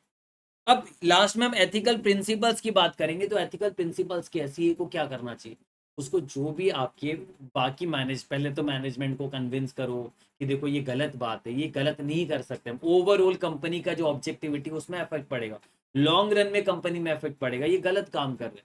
जो भी दो चार्ज विद गवर्नेंस है उनको जाके आप है बोलो, है ना, उनके साथ कंसल्ट करो, डिस्कस करो कि ये गलत है, और कोशिश करो कि ये गलत ना होने पाए, है ना। तो उसी के रिगार्डिंग हमें आंसर लिखना है। और अगर ऐसा सीए नहीं करता है तो वही जो फंडामेंटल प्रिंसिपल से कोड ऑफ एथिक्स के वो हैम्पर होंगे, और ऐसा सिचुएशन में वो गिल्टी माना जाएगा प्रोफेशनल मिसकंडक्ट, और वो कॉन्ट्राविन करेगा तो वही मतलब जो भी प्रोविजन लॉस एंड रेगुलेशन को कॉन्ट्राविन करेगा तो गिल्टी माना जाएगा। तो वही चीज ज्ञान यहाँ पर लिखा हुआ देखिए, as per Ind AS 116 lease at the inception of a contract entity shall assess whether contract contains a lease और नॉट। तो वही पहले ये लीज है कि नहीं है, और उसी का ज्ञान लिखा हुआ है देखिए, लीज को आप इनिशियल लीज लाइबिलिटी आप दिखाओगे, और आरओयू एसेट दिखाओगे, और आरओयू एसेट में जो भी हमारा डायरेक्ट कॉस्ट है या डिसमेंटलिंग का खर्चा, ये सब भी हम ऐड करते हैं, है ना, आरओयू एसेट में। ये इंडेक्स 116 में आपने पढ़ रखा हुआ है। और लाइबिलिटी हम क्या दिखाएंगे, जो present value future lease payment उसका प्रेजेंट वैल्यू को हम लाइबिलिटी दिखाएंगे, वो सारा हमें पता है। The fact that there is no evidence cannot be a reason to avoid recognition of the ROU asset. बोला कि ये मतलब नहीं रखता, आपको ये रिकॉग्नाइज करना होगा। In fact what is being recognise is not an asset, हम एसेट रिकॉग्नाइज नहीं करें, हम आरओयू एसेट रिकॉग्नाइज कर रहे हैं, है ना। राइट टू यूज एसेट हम रिकॉग्नाइज करें, वो यहाँ पर लिखा गया ज्ञान यहाँ पर। तो यहाँ पर अब एथिकल इशूज में यहाँ पर क्या बोला गया देखिए, यहाँ पर मैनेजिंग डायरेक्टर ने डरा दिया है, तो फाइनेंशियल कंट्रोलर एथिकल डायलेमा में, उसको डर लग रहा है क्या करूं, अगर मैं सच का साथ दूंगा तो जॉब से जाऊंगा, सच का साथ नहीं दिया तो आपके जो प्रिंसिपल फंडामेंटल्स जो प्रिंसिपल हो गए ना, आपके फंडामेंटल प्रिंसिपल्स हो गए कोड ऑफ एथिक्स, उससे मैं जाऊंगा, यानी इधर भी कुआ उधर भी कुआ। ये डायलेमा में है। ये थ्रेट्स टू फंडामेंटल प्रिंसिपल जो है ना, ये अंडरलाइन करना, ये इसका पॉइंट है, इसका हेडिंग है ये, ठीक है। थोड़ा सा एडिटिंग में प्रॉब्लम हो गया, इसका हेडिंग है ये। अब देखिए यहाँ पर ये लिखा हुआ फंडामेंटल प्रिंसिपल में क्या थ्रेट है यहाँ पर, जबकि इसका पोजीशन पे थ्रेट है, क्योंकि इसका पोजीशन, इसको जॉब से निकाल दिया जाएगा, तो ये पोजीशन वर्ड अंडरलाइन कर देना, इसका पोजीशन में थ्रेट है यहाँ पर। एक तो ये प्रॉब्लम है, और दूसरा अगर ये ऐसा नहीं करेगा तो एक एडवोकेसी थ्रेट भी होता है। एडवोकेसी थ्रेट ये होता है कि मतलब अगर कुछ भी टाइप का गलत काम करेगा तो ओवरऑल उससे क्या होगा, कंपनी हैम्पर होगी। एडवोकेसी थ्रेट का मतलब ये है कि हम कुछ गलत काम कर रहे हैं जिससे लॉन्ग रन ऑब्जेक्टिविटी हैम्पर हो रही है ना, लॉन्ग रन में ऑब्जेक्टिविटी हैम्पर हो रही है, मतलब हम हमारा जो फंडामेंटल प्रिंसिपल है उसको हम कॉम्प्रोमाइज करते हुए हम कुछ गलत काम कर रहे हैं। तो यहाँ पर ये सारी चीजें अफेक्ट होगी। यहाँ पर भी एडवोकेसी थ्रेट भी आ रहा है, क्योंकि इसको मजबूर किया जा रहा है कि आपको गलत काम करना होगा, नहीं तो लोन नहीं मिलेगा, तो इस चीज के लिए मजबूर किया जा रहा है। तो प्रोफेशनल कंपिटेंस यानी इसको करना क्या चाहिए, अब ये बात आती है। इसको वो ये fundamental principle of professional competence को इसको फॉलो करना चाहिए, है ना, वही कोड ऑफ एथिक्स को फॉलो करना चाहिए इसको। और यहाँ पर वही ज्ञान लिखा हुआ है कि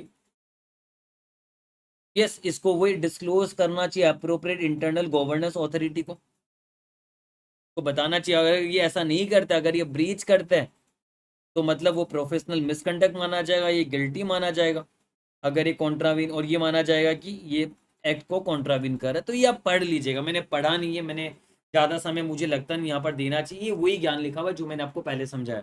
तो स्टार्टिंग में आपका पैराग्राफ क्या होगा, वही इंडेस 116 का ज्ञान आपको पता होना चाहिए। एथिकल इशूज के इसकी पोजीशन में इफेक्ट आएगा, और दूसरा एडवोकेसी थ्रेट, मतलब ये ओवरऑल गलत करेगा, लोन मिलेगा नहीं, तो इस चक्कर में कि कंपनी का नुकसान हो जाएगा, कंपनी को लोन नहीं मिलेगा। लेकिन लॉन्ग रन में तो गलत काम करके कोई भी सही काम नहीं किया जा सकता, तो वो वाली बात है। और दूसरा लास्ट में ये बोला गया कि इसको कोई कोड ऑफ एथिक्स को फॉलो करे और इसको डिस्क्लोज करना चाहिए अप्रोप्रिएट अथॉरिटी को। और अगर ये नहीं करेगा, अगर ये ब्रीच करेगा, अगर उसकी बात मान लेगा मैनेजमेंट की, तो ऐसे सिचुएशन में वही आपकी जो फंडामेंटल प्रिंसिपल्स है, जो वापस से लेके जा रहा हूँ, जो आपके फंडामेंटल प्रिंसिपल्स है ना, इंटीग्रिटी, ऑब्जेक्टिविटी, ये सब अफेक्ट हो जाएगी, प्रोफेशनल बिहेवियर भी अफेक्ट हो जाएगा आपका फिर। और ऐसे सिचुएशन में गिल्टी माना जाएगा, प्रोफेशनल मिसकंडक्ट माना जाएगा, है ना। और वो जो आपके प्रोफेशनल एथिक्स के क्लॉजेस है वो लगेंगे फिर। डन। तो चलिए ये क्वेश्चन हमने करवा दिया आपको मैंने। बाकी अब एक बार प्लेन रीडिंग कर लेना, आपको सब समझ में आएगा, ऐसा कुछ भी नहीं कि समझ में नहीं आएगा। चलिए हम आगे बढ़ते हैं।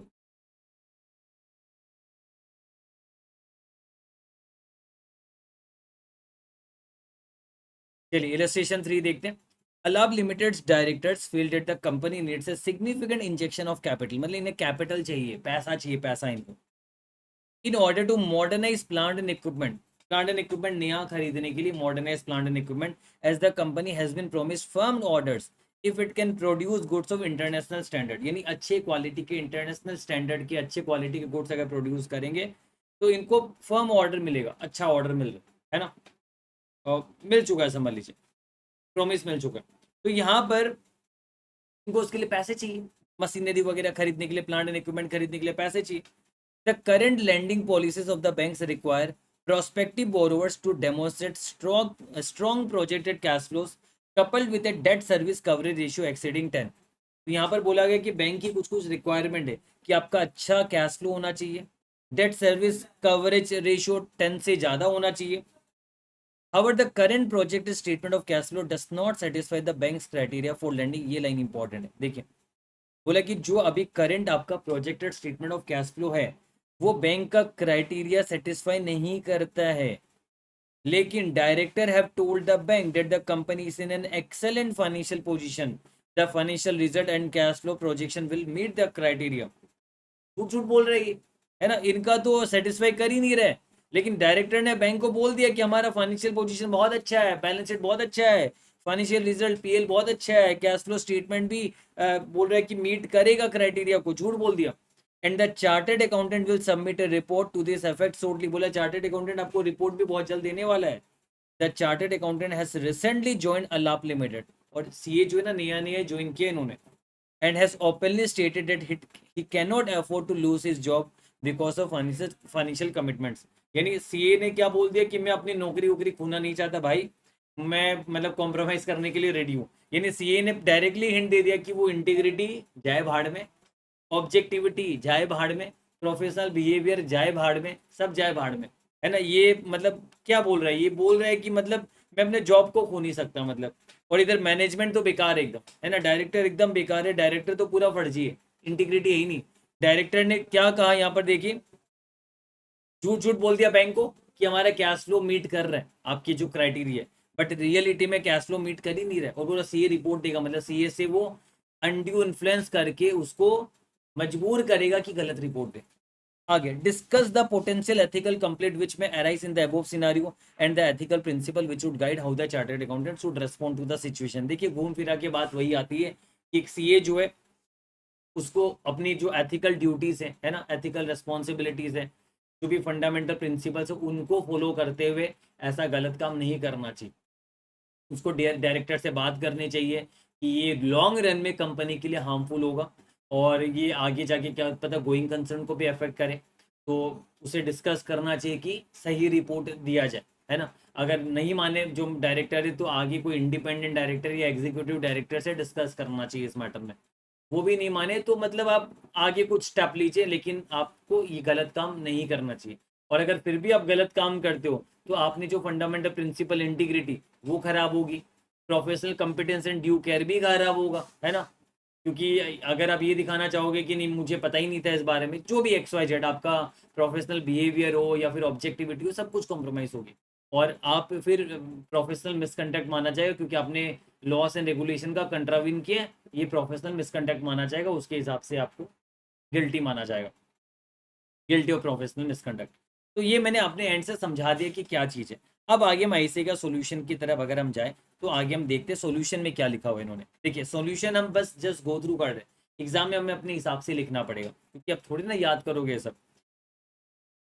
The given scenario presents two fold conflict of interest. तो यहाँ पर दो पॉइंट है, मैं जस्ट डिस्कस कर देता हूँ आपके साथ। Pressure to obtain finance and chartered accountants personal circumstances. तो देखिए यहाँ पर कंपनी का ऊपर भी प्रेशर है कि उनको पैसे चाहिए, और इधर सीए के ऊपर प्रेशर है कि उसका जॉब का नुकसान हो जाएगा, पर्सनल कमिटमेंट उसने किया हुआ है, उस वजह से उसका जॉब लॉस होने से उसको भी दिक्कत है। तो यहाँ पर चांसेस है कि वो फ्रॉडबाजी कर सकता है क्योंकि उसके पर्सनल कमिटमेंट्स है। The chartered accountant is under pressure to provide the bank with a projected cash flow statement that will meet the bank's criteria when in fact the actual projections do not meet the criteria। वही मतलब actual में तो criteria meet नहीं कर रहा है, पर CA में प्रेशर है कि वो स्टेटमेंट इस प्रकार का बना के दे जो बैंक का क्राइटेरिया को मीट करे। The chartered accountants financial circumstances mean that he cannot lose his job, thus the ethical and professional standard required of the accountant are at odds with the pressure of his personal circumstances. मतलब इधर तो ethical requirements ये कहते हैं कि आप ऐसा नहीं करना चाहिए, उधर उसके पर्सनल सर्कमस्टेंसेस बोलेंगे ऐसा करना चाहिए, तो ऑड हुआ ना दोनों का, है ना। तो यहाँ पर आप देखिए duty to shareholders employ and bank, यानी एक डायरेक्टर की क्या ड्यूटी बनती है, वो शेयर होल्डर को भी खुश रखे, एम्प्लॉयज को भी खुश रखे, बैंक को भी खुश रखे। तो यहाँ पर ये ऐसी गंदगी हरकत करके कहीं ना कहीं शेयर होल्डर एम्प्लॉय को तो क्या पता खुश कर देगा, लेकिन ये बैंक के साथ गलत कर रहा है ना, बैंक को मिसलीड कर रहा है, जिससे क्या पता आगे जाके गोइंग कंसर्न भी इफेक्ट हो। देखिए the directors have a duty to act in the best interest of the company share holder and employ and a duty to present fairly any information to the bank the bank may rely on. यानी bank आपकी information में rely करती तो उसको सही information आप दो। The injection of capital to modernize plant and equipment appears to be for capacity expansion, which will lead to greater profits। इससे क्या होगा, शेयर होल्डर का फायदा है, एम्प्लॉय का भी कहीं ना कहीं फायदा है।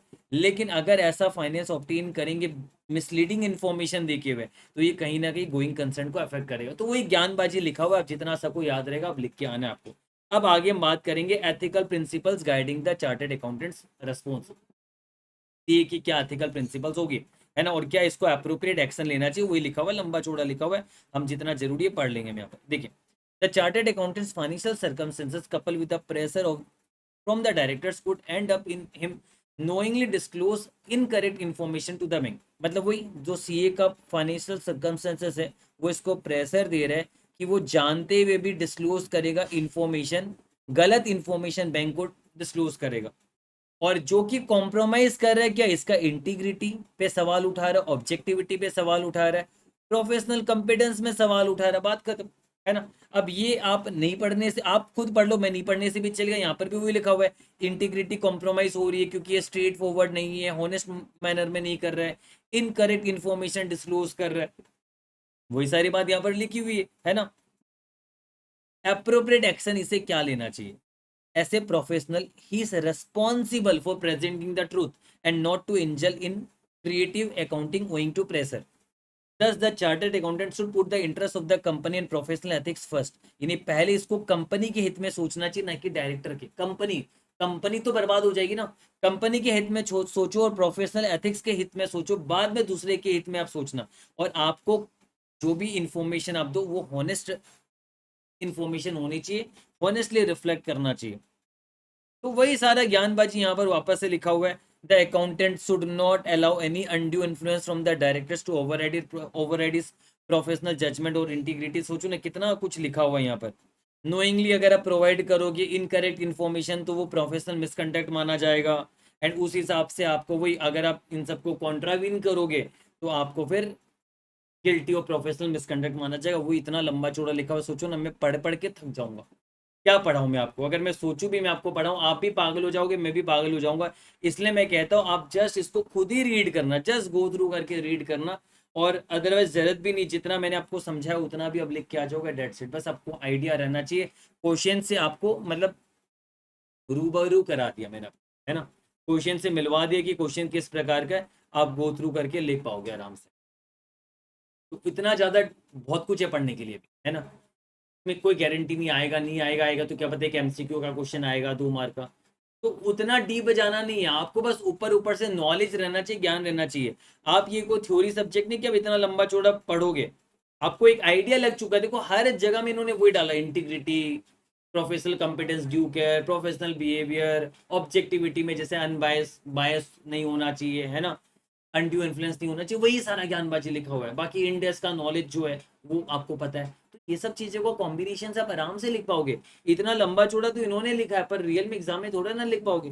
अरे क्वेश्चन 4-6 मार्क का क्वेश्चन आएगा नहीं, उसमें आप इतना लंबा चौड़ा लिखोगे तो हो गया, फिर बाकी क्वेश्चन अटेम्प्ट ही नहीं कर पाओगे आप।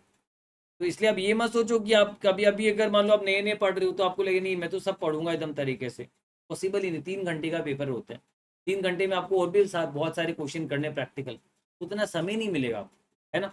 तो इसलिए आपको बस गो थ्रू करना है अभी, ये आप समझ लीजिए, इसमें डीप जाने का कोई सेंस ही नहीं है। चलिए नेक्स्ट क्वेश्चन देखते हैं। इलस्ट्रेशन 4 डिस्कस करते हैं।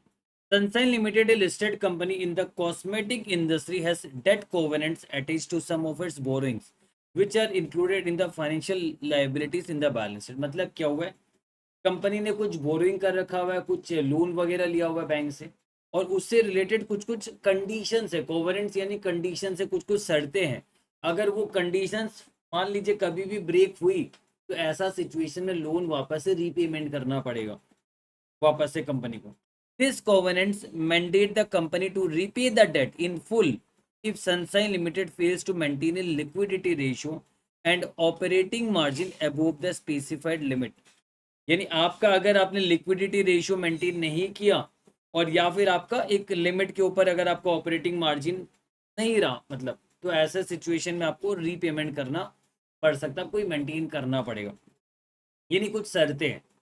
The directors along with the CFO of the company who is a chartered accountant, directors में एक CFO भी है, ठीक है, और CFO जो कि कौन है, चार्टर्ड अकाउंटेंट है, are considering entering into a fresh 5 year leasing arrangement, 5 साल के लिए लीज पे लेना चाहते हैं कुछ asset, but are concern about the negative impact any potential lease obligation may have on the above mention covenants.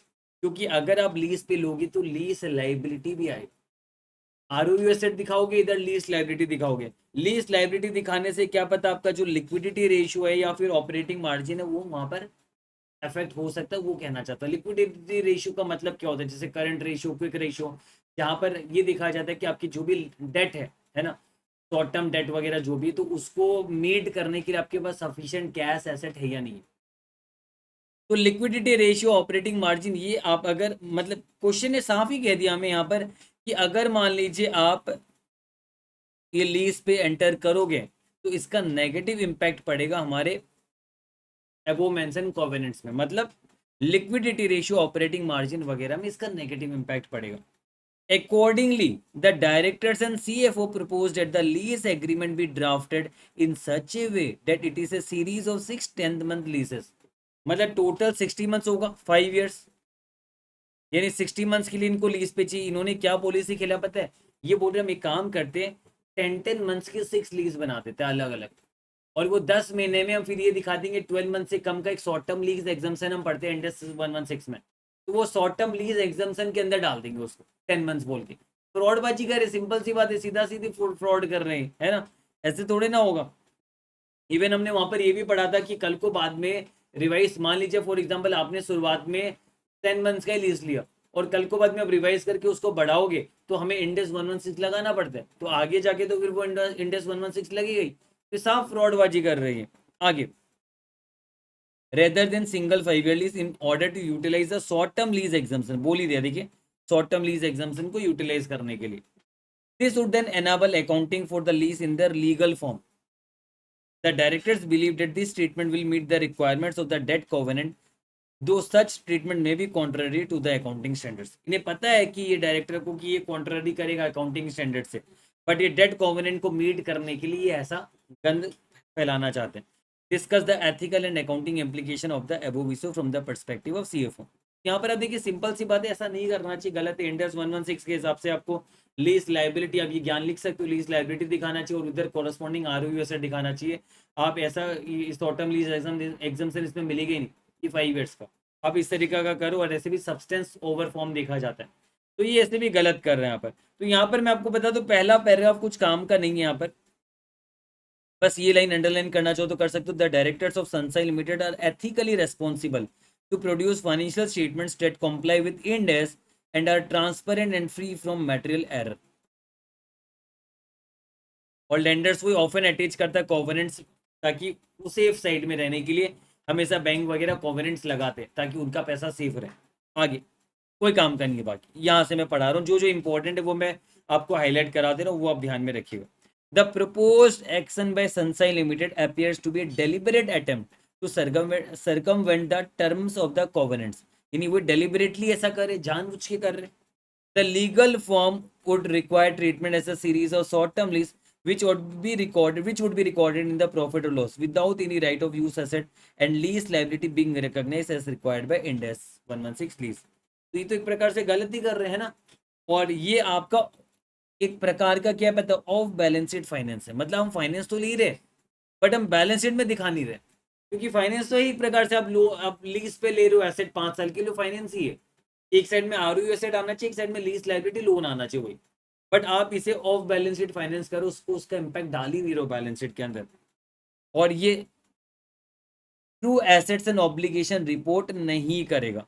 और अल्टीमेटली ऐसा करने से वही आपका जो लिक्विडिटी रेशियो वो एडवर्सली मिसरिप्रेजेंटेड होगा, और आपका जो ऑपरेटिंग प्रॉफिट मार्जिन ये भी एडवर्सली मिसरिप्रेजेंट करेगा आपका ये। तो ये प्रॉब्लम है यहाँ पर।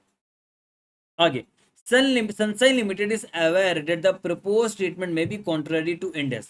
Such manipulation, ये दोनों पैराग्राफ एग्जाम के लिए ज्यादा इंपॉर्टेंट है, खासकर ये वाला, ठीक है। ये वाला आपको एग्जाम, ये आपका एथिकल एक्शंस वगैरह की बात कर रहे हैं। Sunshine Limited is aware that the proposed statement may be contrary to Ind AS. Such manipulation would be a clear breach of the fundamental principles of objectivity and integrity। Obvious ही बात है, integrity affect हो रही है, straight forward honest नहीं है CFO यहाँ पर, मैनेजमेंट भी नहीं है, और ऑब्जेक्टिविटी यानी यहाँ पर बायसनेस है, तो अफेक्ट हो रही है। It is important for a chartered accountant to exercise professional behaviour. उसे जब पता है इंड एस 116 लगाना चाहिए, वो जानबूझ के लॉस एंड रेगुलेशन अप्लाई नहीं कर रहा, उसके हिसाब से वो नहीं काम कर रहा है ना, वो गलत कर रहा है, डिसरिपोर्ट कर रहा है अपने प्रोफेशन को। तो यहाँ पर प्रोफेशनल बिहेवियर एक्सरसाइज करना चाहिए उसे, लेकिन वो नहीं कर रहा है। The proposal by Sunshine Limited are likely to mislead the stakeholders in the entity. This could discredit the profession by creating a lack of confidence within the profession. The directors of Sunshine Limited must be reminded of their ethical responsibility and ये कोई काम का नहीं था, है ना, कुछ काम का नहीं इतना। ये लाइन अब मत रखिए, मैं हाईलाइट नहीं कराऊंगा। However, if the CFO fails to comply with his professional duties, he will be subject to professional misconduct, यानी गिल्टी माना जाएगा, और अकॉर्डिंगली ये क्लॉज 1 के हिसाब से गिल्टी और प्रोफेशनल मिसकंडक्ट माना जाएगा अगर ये कॉन्ट्रावीन करता है any provision of this act.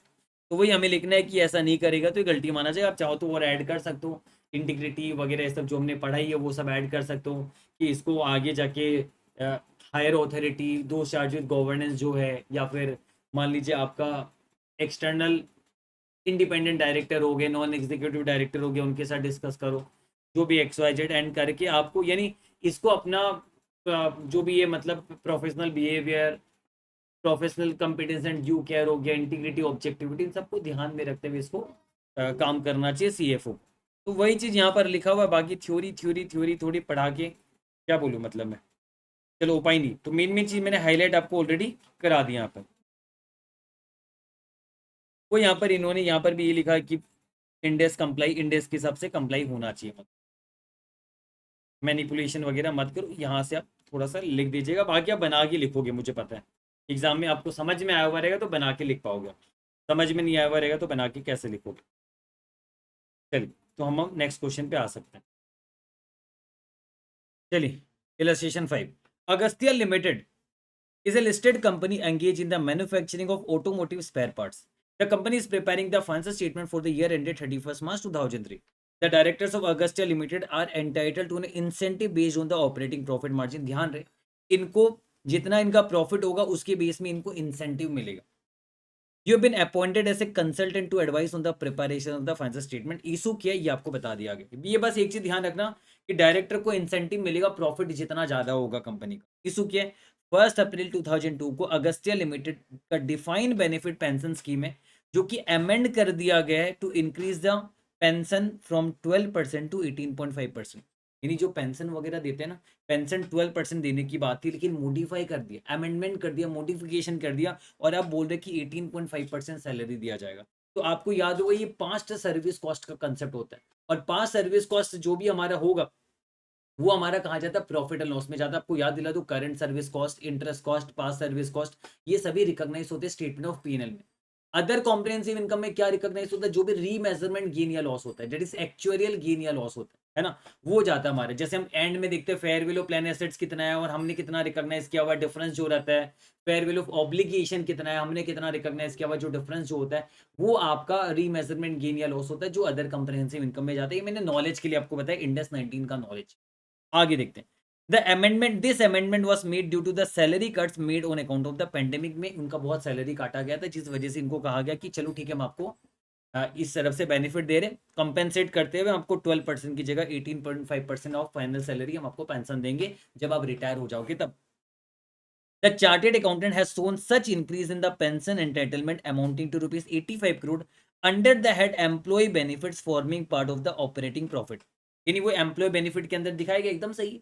And और वो ऑपरेटिंग प्रॉफिट का हिस्सा होगा, प्रॉफिट एंड लॉस में जाएगा ही आपका, क्योंकि 5 सर्विस कॉस्ट पी&एल में जाते हैं। एकदम सही का चार्टेड अकाउंटेंट ने। The directors are unhappy with this presentation. Director को पसंद नहीं आया। पता है क्यों पसंद नहीं आया होगा उनको? क्योंकि ये पी&एल में जब 85 करोड़ कम होगा तो अल्टीमेटली ऑपरेटिंग प्रॉफिट कम होगा।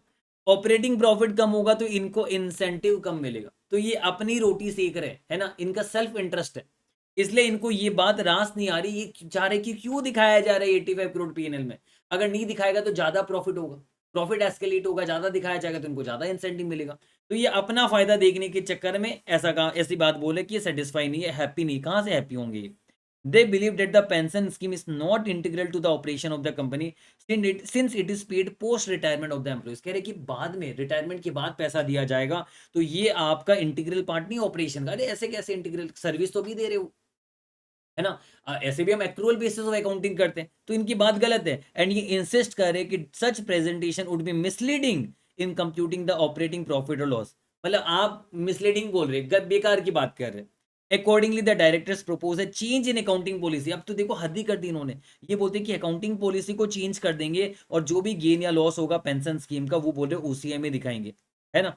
The directors believe that this policy choice will make the financial statement more consistent, understandable, thereby justifying the same on the grounds of fair presentation as defined in the framework. The pension scheme of Augustia Limited is currently in deficit.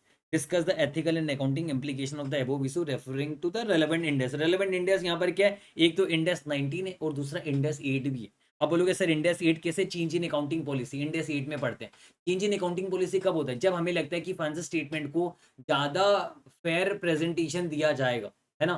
तो ऐसा situation में accounting policy जब more reliable और relevant financial statement produce होगा, तब हम accounting policy को change कर सकते हैं, या फिर रिक्वायरमेंट इंडेक्स की रिक्वायरमेंट है चेंज करना, तभी हम चेंज अकाउंटिंग पॉलिसी को चेंज कर सकते हैं। हम अपने मन, हमारा मन करने पर हम कभी भी नहीं कर सकते। तो ये अपने मनमानी के हिसाब से चेंज इन अकाउंटिंग पॉलिसी जो बोल रहे हैं वो गलत है कहीं ना। तो यहाँ पर हमारा आंसर ये होगा कि सबसे पहले यहाँ पर ये बात गलत बोल रहे हैं। अगर हम पहले इंडेक्स 8 की बात बोल देंगे, जैसे यहाँ पर आप देखिए आंसर में सीधा सीधे मार्क भी करवा देता हूँ। इंडेक्स 8 ये कहता है कि आप अकाउंटिंग पॉलिसी कब चेंज करोगे? जब इंडेक्स की रिक्वायरमेंट है तब चेंज करोगे, और या फिर आपको लगे कि फाइनेंशियल स्टेटमेंट जो है वो more reliable and relevant information present करेगा, तब आप ऐसा कर सकते हो। अदरवाइज आप बाकी केसेस में अकाउंटिंग पॉलिसी चेंज कर ही नहीं सकते, यानी हम अपने मन से अकाउंटिंग पॉलिसी चेंज कर नहीं सकते। तो ये जो बोले ना कि अकाउंटिंग पॉलिसी चेंज करके हम ओसीआई में दिखाएंगे, ये कर ही नहीं सकते, अलाउड ही नहीं है। इंडिया सबको अलाउ ही नहीं करता ये चीज। तो पहले हम ये बात लिख देंगे यहाँ पर, है ना, ये बात लिखते हैं। बाकी भी इंडेक्स 8 का ज्ञान है, जरूरत नहीं, जितना जरूरत है वो मैंने बता दिया यहाँ पर। फिर इंडेक्स 19 की अगर हम बात करें तो इंडेक्स 19 साफ आपको ये कहता है कि जो भी गेन्स एंड लॉसेस आते हैं डिफाइंड बेनिफिट पेंशन स्कीम में, वो पी&एल में जाते हैं, except remeasurement component. Remeasurement gain या लॉस जो आपका प्लान एसेट्स का और जो ऑब्लिगेशन है उसका ओसीआई में जाता है, बाकी सारे खर्चे पी&एल में जाते हैं, जैसे current service cost, past service cost, net interest cost, है ना, ये सारे पी&एल में ही रिकॉग्नाइज होते हैं। इंडेक्स 19 को दूसरा ऑल्टरनेटिव ट्रीटमेंट ऑफर ही नहीं करता, है ना, ये वाली बात ही ज्ञान दे रहे हैं। अब आगे ये बात करें डायरेक्टर की, ये डायरेक्टर का सेल्फ इंटरेस्ट है, इस वजह से डायरेक्टर ये चेंज इन अकाउंटिंग पॉलिसी कर रहा है ताकि प्रॉफिट मैक्सिमाइज हो और उनका बोनस जो है उनको इंसेंटिव ज्यादा मिले, है ना। और इसलिए ये 5 सर्विस कॉस्ट ये पीएनएल में ही दिखाया जाना चाहिए। Additionally it appears that the directors जो है ना वो मैनिपुलेट करना चाहते हैं पेंशन स्कीम को, मैनिपुलेट करके ये, ताकि ये मैनिपुलेट क्यों करना चाह रहे हैं, ताकि पीएनएल में इसका इंपैक्ट ना जाए और इसका इंपैक्ट ओसीआई में जाए, पर्पसली जानबूझ के मैनिपुलेट करे ताकि ये इक्विटी में दिखाया जाए इंस्टेड ऑफ पीएनएल। यानी ये देखा जाए तो धोखेबाजी का काम करे और कुछ भी नहीं कर रहे हैं यहाँ पर। तो वही चीज लिखा हुआ है यहाँ पर। फिर आगे अगर हम बात करें, चलो यहाँ पर आप बना की जितना लिखो उतना ही कम है यहाँ पर। Integrity, objectivity, professional behaviour, fundamental principles के इसके अगेंस्ट है ये, है ना। डायरेक्टर्स को अंडरस्टैंड करना चाहिए एथिकल रेस्पॉन्सिबिलिटीज। कितना पढ़ोगे थ्योरी, कितना पढ़ोगे, कम खत्म ही नहीं होगा। फिर भी मैंने इंपॉर्टेंट जो मुझे लगता है आप लिख सकते हो एग्जाम में वो मैंने मार्क करा दिया। अब चार्टेड अकाउंटेंट की क्या जिम्मेदारी है, मेन तो चार्टेड अकाउंटेंट की जिम्मेदारी हम पढ़ेंगे कि कंपनी का फाइनेंशियल पोजीशन यहाँ पर जबकि कॉम्प्रोमाइज हो रहा है मिस स्टेटमेंट की वजह से, चार्टेड अकाउंटेंट के पास 2 ऑप्शन है बोला। एक तो ये जो नॉन कॉम्प्लाइंस इसको आप रिपोर्ट कीजिए, जो भी authority those charge with governance, independent director, non executive director, उनको रिपोर्ट कीजिए। और या फिर एंगेजमेंट से विड्रॉ कर लीजिए, आप निकल जाइए वहां से, विड्रॉ कर लीजिए आप, है ना। तो इससे क्या होगा, आपकी इंटीग्रिटी इंश्योर होगी, ट्रांसपेरेंसी और इंटरेस्ट ऑफ स्टेक होल्डर्स जो है ये आपका सेफ रहेगा, ये चीज है। लेकिन अगर चार्टेड अकाउंटेंट इन्फ्लुएंस हो जाता है डायरेक्टर से और वो ऐसा नहीं करता है तो गिल्टी ऑफ प्रोफेशनल मिसकंडक्ट माना जाएगा और क्लॉज 5, क्लॉज 7, क्लॉज 8 ये उस पर लग जाएगा, जो कि आपको पता होगा। मैं तो देखिए थोड़ा सा तो मोमेंटम अब पकड़ना पड़ेगा हमें, है ना। एक एक चीज को पढ़ते जाएंगे तो आप सोचिए एक एक क्वेश्चन में ऑलरेडी हमें अच्छा खासा टाइम लग रहा है। तो फिर भी जितना नेसेसरी चीज है वो मैंने आपको हाईलाइट करा दी। यहाँ पर आप इंडेस 8 का ज्ञान लिख दिया, इंडेस 19 का ज्ञान लिख दिया, फिर आपने बता दिया कि डायरेक्टर यहाँ पर पागल बना रहे हम सबको मिलके ना, मैनिपुलेट करने की कोशिश कर रहा है, उसकी इंटीग्रिटी में बात आ रही है। चार्टेड अकाउंटेंट को पास 2 ऑप्शन है, या तो उसे क्या करना, विड्रॉ कर लो, या फिर हायर ऑथोरिटी को आप यहाँ पर बताओ उनको, है ना, उनको कंप्लेन करो अब यहाँ पर, है ना। और अगर आप ऐसा नहीं करते हो तो आप गिल्टी माने जाओगे, अलग अलग क्लॉजेस लग जाएगा, बस बात खत्म, यही चीज है यहाँ पर। अब चलिए हम आगे देखते हैं, इलस्ट्रेशन 6 हम डिस्कस करते हैं। देखिए, the directors of Spinch Limited are eligible for an incentive computed as a percentage of cash generated from operation as defined in Ind 7 statement of cash flow. यानी यहाँ पर डायरेक्टर को जो पैसा मिलेगा इंसेंटिव, वो किस बेसिस में मिलेगा, percentage of cash generated from operation. तो ध्यान रहे यहाँ पर कैश फ्लो फ्रॉम ऑपरेशन बहुत मायने लगता है। हमने देखा था इंडेक्स 7 का ज्ञान आ जाएगा, पर इंडेक्स 7 में हम क्या करते हैं, हम अलग अलग कैश फ्लो दिखाते हैं कि ऑपरेशन से कितना कैश फ्लो जनरेट हुआ है, इन्वेस्टिंग एक्टिविटी से कितना कैश फ्लो जनरेट हुआ है, फाइनेंसिंग एक्टिविटी से कितना कैश फ्लो जनरेट। ये इसलिए करना होता है ताकि पता चले यूजर को कि आपने डे टू डे ऑपरेशन जो है, आपका जो मेन ऑपरेशन है उससे आपने कितना कैश फ्लो जनरेट किया।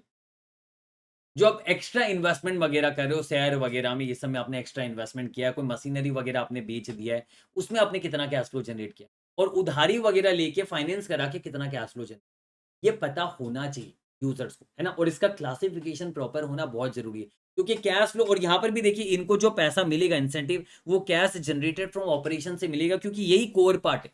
ऑपरेशन से कितना पैसा कमाए वही मायने रखता है ना, वही आपका रियल बिजनेस है, वहां से कितना कैश आया, और उसी का ही इंसेंटिव मिलेगा किसको, डायरेक्टर। तो अब ये कोई भी घपला करना चाहेंगे तो ये कोशिश पूरा करेंगे डायरेक्टर्स की कैश जनरेटेड फ्रॉम ऑपरेशन ज्यादा हो, ताकि इनको ज्यादा इंसेंटिव मिले। देखते हैं, due to the onset of the pandemic, the company has not performed well and it has in fact lost cash from operation. इनका cash from operation नेगेटिव चला गया समझ।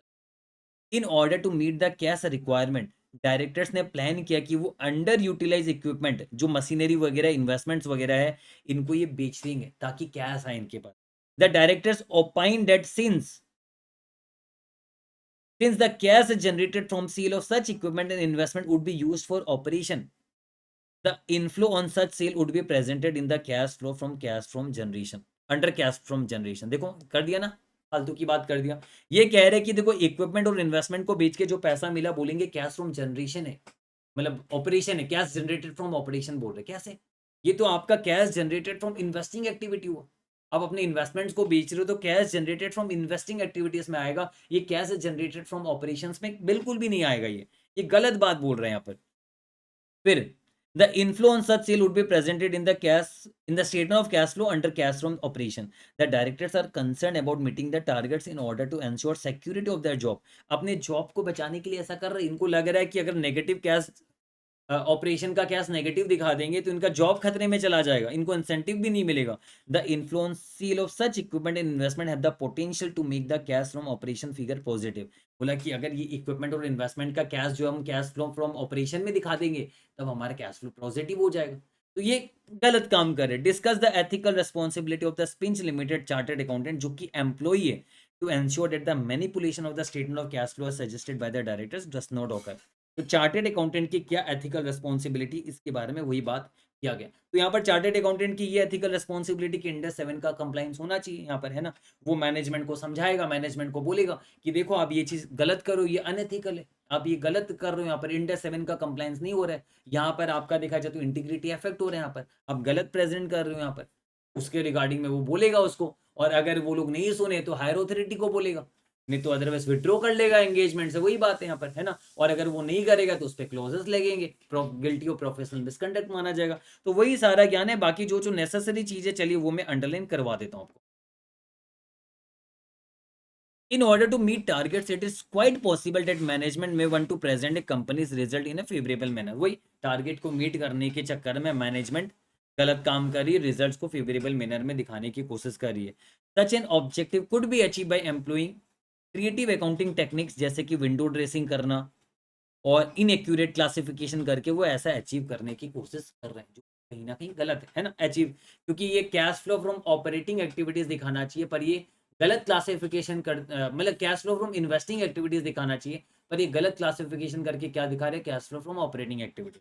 और जैसे कि यहाँ पर एग्जाम्पल भी दिया हुआ है, यहाँ पर ये आप लिख सकते हो एग्जाम में. Example of cash flow from arising from investing activities क्या है. आप property plant and equipment intangible long term assets को बेच के जो पैसा मिलता है वो आपका cash flow from investing activities है, ना कि cash flow from operating activities. फिर आगे, presenting proceeds of sale of investment and under utilise equipment as part of cash from operation gives a misleading picture show करेगा. ये अगर आप उसे कैश फ्रॉम ऑपरेशन दिखाओगे तो operating cash flow are crucial for the long term survival of the company. और अगर आपका नेगेटिव कैश है ऑपरेशन से, ये इंडिकेशन दे रहा है कि आपका कैश शॉर्टेज है और कहीं ना कहीं आपका गोइंग कंसर्न अफेक्ट हो रहा है इससे, क्योंकि आपका नेगेटिव कैश रहेगा तो आगे आप धंधा को कैसे कंटिन्यू चलाओगे. यहाँ पर in the given case it may appear that to meet cash requirement for its operation the company is selling its investment and equipment. Selling of equipment and investment is not usually a part of trading operation. यही बोला गया यहाँ पर फिर से. ये sale generate करता है शॉर्ट टर्म कैश फ्लो, और कैश फ्लो फ्रॉम ऑपरेशन में वो जो रेकरिंग आइटम्स होते हैं ना, रेकरिंग वाले कैश फ्लो आते हैं. ये तो रेकरिंग ही नेचर है नहीं, क्योंकि तो वन टाइम में आप बेच के एक बार ही मिलेगा आपको. तो ये मिस क्लासिफिकेशन है, गलत है, डेलिबरेट अटेम्प्ट किया जा रहा है स्टेक होल्डर को मिसलीड करने के लिए, जो कि अनएथिकल है ना. मैं मेन चीज आपको अंडरलाइन करा दे रहा हूँ, मेन पॉइंट आपको बता दे रहा हूँ, अब उसको ध्यान में रखिएगा. चार्टेड अकाउंटेंट की अब क्या ड्यूटी बनती है. अब ये यहाँ पर ध्यान रहे, ये एम्प्लॉई, यहाँ पर ये ऑडिटर नहीं है, ये एम्प्लॉई है, तो इसको वही इसको ऐसा गलत काम नहीं करना चाहिए और आगे मैनेजमेंट से डिस्कस करना चाहिए कि भाई ऐसा गलत काम मत कर. और आगे कोई ऑडिटर भी आएगा तो उसको बता, भाई देख ये गलत काम हो रहा है, एम्प्लॉई है उसकी जिम्मेदारी है कि, क्योंकि जो प्रोफेशनल मिसकंडक्ट के क्लॉजेस है वो एम्प्लॉय पे भी लगते हैं. Chartered accountants have a duty not only to the company they work for but also to their professional body, that is ICI, and to stakeholders of the company. Proceeds received from sale of equipment and investment should be presented under cash flow from investing activities instead of operating activities. As per the code of ethics, chartered accountant को fundamental principles of professional competence and due care follow करना चाहिए. क्योंकि अगर आप अलग classification करोगे, मतलब professional आपका जो क्या बोलते हैं प्रोफेशनल कॉम्पिटेंस है ना, वो हेम्पर कर रहा है, क्योंकि आप प्रोफेशनली कॉम्पिटेंट नहीं हो, आपके पास स्किल नहीं, नॉलेज नहीं, तभी तो आप गलत काम कर रहे हो, इनएक्यूरेट क्लासिफिकेशन आप कर रहे हो. तो वो चीज़ आपका फंडामेंटल प्रिंसिपल अफेक्ट करेगा. और अगर आप जानबूझ के करें तो आपकी इंटीग्रिटी ऑब्जेक्टिविटी अफेक्ट होगी. तो वही बात बोला हुआ है, चार्टर्ड अकाउंटेंट को प्रिवेंट करना चाहिए मैनेजमेंट को कि वो ऐसा गलत काम ना करे, इंडिया 7 को वायलेट ना करे. अगर इनकेस मैनेजमेंट इंसिस्ट करता है कि नहीं वो गलत काम करेगी, तब इसको ऑडिटर के अटेंशन में लाना चाहिए, मस्ट ब्रिंग. और अदरवाइज चार्टर्ड अकाउंटेंट को गिल्टी और प्रोफेशनल मिसकंडक्ट माना जाएगा, उस पर क्लॉजेस लिखेंगे, वही बात लिखा। तो देखो हर एक क्वेश्चन में कुछ कुछ चीज कॉमन ही है, तो अब एक क्वेश्चन को ही ढंग से कर लोगे, कुछ कुछ चीज याद रख लोगे, वो हर क्वेश्चन में आप बहुत सारी चीजें, एथिकल रिक्वायरमेंट हमने देखा हर क्वेश्चन में कहीं ना कहीं सेम ही है, आप सेम चीज को डाल सकते हो, थोड़ा सा क्वेश्चन को अंडरस्टैंडिंग रखते हुए थोड़ा सा घुमा के कर सकते हो। यहाँ पर देखिए आपको ही हाथ पैर मारने होंगे, हमारा काम है समझाना, ये थ्योरी आपको हाथ पैर मारने होंगे थोड़े से, कि एग्जाम में कैसे प्रेजेंट करना, थोड़ा सा लिखना है आपको अपने एंड से, हर चीज में पूरा डिपेंडेंट मत रहिए, थोड़ा सा खुद हाथ पैर मारोगे तो ही फायदा देगा। चलिए, तो नेक्स्ट अभी हम इलस्ट्रेशन 7 करेंगे। Illustration 7, Infostar limited is a listed company engage in the provision of IT service in India. Directors are paid a bonus, ध्यान रखना प्रॉफिट के बेसिस में डायरेक्टर को बोनस दिया जाएगा, जितना ज्यादा प्रॉफिट उतना ज्यादा डायरेक्टर को बोनस मिलेगा। प्रॉफिट रेंज भी दिया हुआ, अलग अलग रेंज में अलग अलग बोनस का परसेंटेज मिलेगा। ड्राफ्ट स्टेटमेंट ऑफ पीएनएल में 2 करोड़ रुपीज का प्रॉफिट दिखा रहा है, तो 2 करोड़ का 2% इनको बोनस मिलेगा। अब इशू क्या ये देखिए, अब यहाँ पर the employees of Infostar Limited have historically been paid an individual performance based discretionary incentive for the last 15 years. पिछले 15 सालों से, पिछले 15 ईयर से एम्प्लॉय को इंसेंटिव दिया जाता है, जिसमें इनका वो लीगल ऑब्लिगेशन तो नहीं है, ये डिस्क्रिशनरी इंसेंटिव है, ये दिया जा रहा है ना। Based on the past trends and performance, the bonus amount for the year 2001 would be rupees 3 crore. और इस करंट ईयर में भी इनको 3 करोड़ रुपीज मिलना चाहिए एम्प्लॉय को, है ना।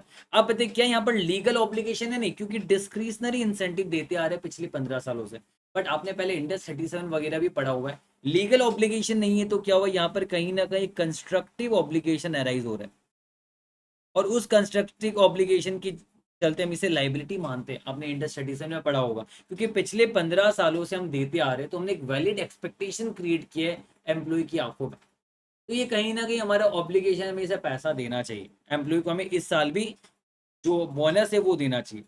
इन view of the possibility of the directors not receiving the bonus on account of the companies poor performance, यानी कंपनी का पुअर परफॉर्मेंस हुआ है और डायरेक्टर को फिर पैसा मिलेगा नहीं, प्रॉफिट जीरो हो जाएगा। तो इन्फोस्टार लिमिटेड का जो सीएफओ है, जो कि चार्टर्ड अकाउंटेंट है, has suggested that the discretionary incentive usually payable to the employees could be avoided, बोला कि अवॉइड कर दीजिए, मत दीजिए उनको, करंट ईयर में मत दीजिए, इंसेंटिव मत दीजिए, could be avoided which would result in the company reporting profits as a part of its annual report। ये बाद में पढ़ूंगा, इससे क्या रिपोर्ट हो जाएगा प्रॉफिट, और वही हुआ यहाँ पर देखिए, इनका 2 करोड़ प्रॉफिट हुआ ना, ये इन्होंने एम्प्लॉय को दिया ही नहीं है, एम्प्लॉय को ये बोल रहे कि हम नहीं देंगे जो बोनस देना चाहिए, अगर एम्प्लॉय को बोनस देते तो यहाँ से -3 करोड़ हो जाता, और इनका जो स्टेटमेंट ऑफ पीएनएल में नेगेटिव प्रॉफिट आता, नेगेटिव प्रॉफिट आता, और इनको डायरेक्टर को कुछ भी नहीं मिलता, कुछ बोनस नहीं मिलता। तो ये नहीं, इन्होंने क्या सोचा, हम ये 3 करोड़ रुपीज डिस्क्रिशनरी हम इनको देगी नहीं, 2 करोड़ का प्रॉफिट रिपोर्ट होगा, उसका 2% हमें भी बोनस मिलेगा, ये अपनी रोटी सेकने पे लगे हुए है ना।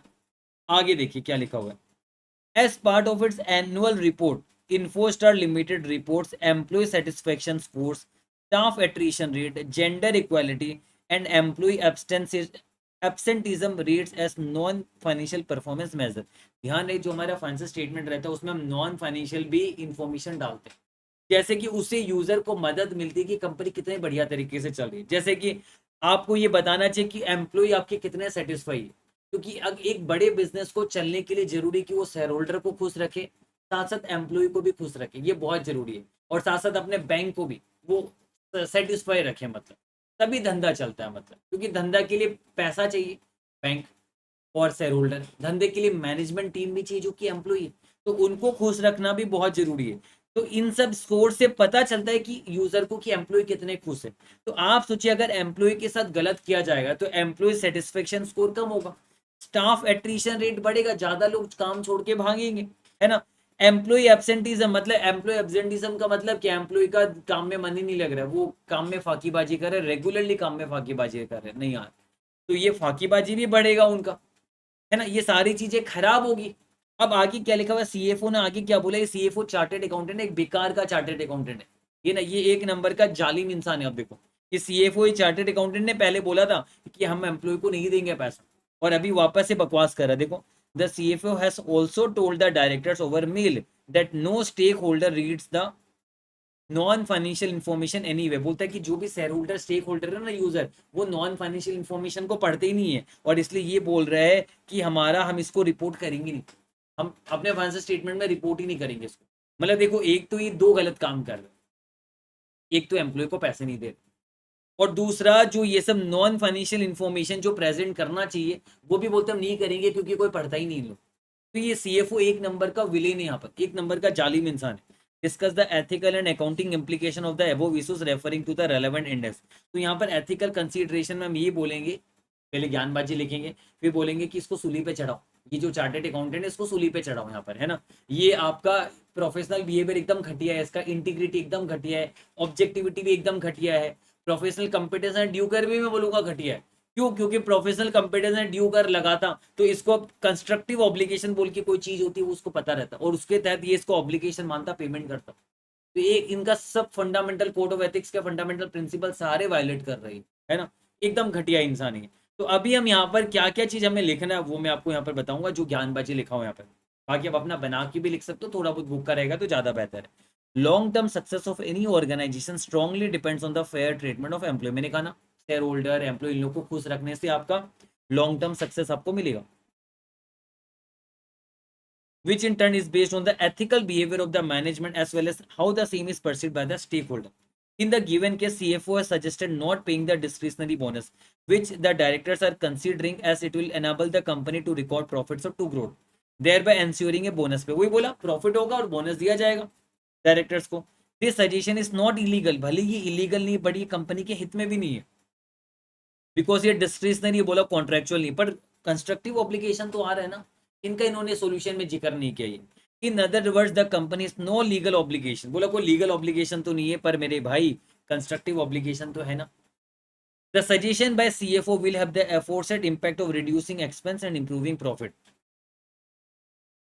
तो यहाँ पर मॉरल ग्राउंड में अगर हम देखें, सजेशन से नेगेटिव कंसेक्वेंस जाएगा कंपनी को, एम्प्लॉय डिससेटिस्फाई रहेंगे क्योंकि उनका बोनस को छीन लिया गया है, और वही पैसा जो है आपका किसको दिया जा रहा है, वही पैसा देखा जाए तो यहाँ पर वो लिखा हुआ नहीं, पर वही पैसा जो है डायरेक्टर को दिया जा रहा है। देखो डायरेक्टर विड्रॉ करेगा बोनस को, तो ये कहीं ना कहीं गलत है यहाँ पर। द सीएफओ स्टेटमेंट, सारा लाइन नहीं पढ़ूंगा, जो जरूरी वही मैं अंडरलाइन करा रहा हूँ।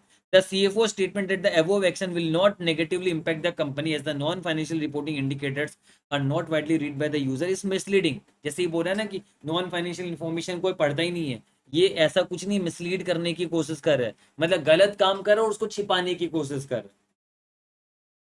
वही लिखा था, non financial information is becoming increasingly important to the user of financial statement as they care about companies treatment of their employees, क्योंकि यूजर जानना चाहेगा कि उनके एम्प्लॉय के साथ सही सलूक किया जा रहा है कि नहीं किया जा रहा है, क्योंकि एम्प्लॉय के साथ सही सलूक नहीं होगा तो प्रोडक्शन सप्लाई इन सब में इफेक्ट पड़ेगा, और कहीं ना कहीं कंपनी बर्बाद हो जाएगी।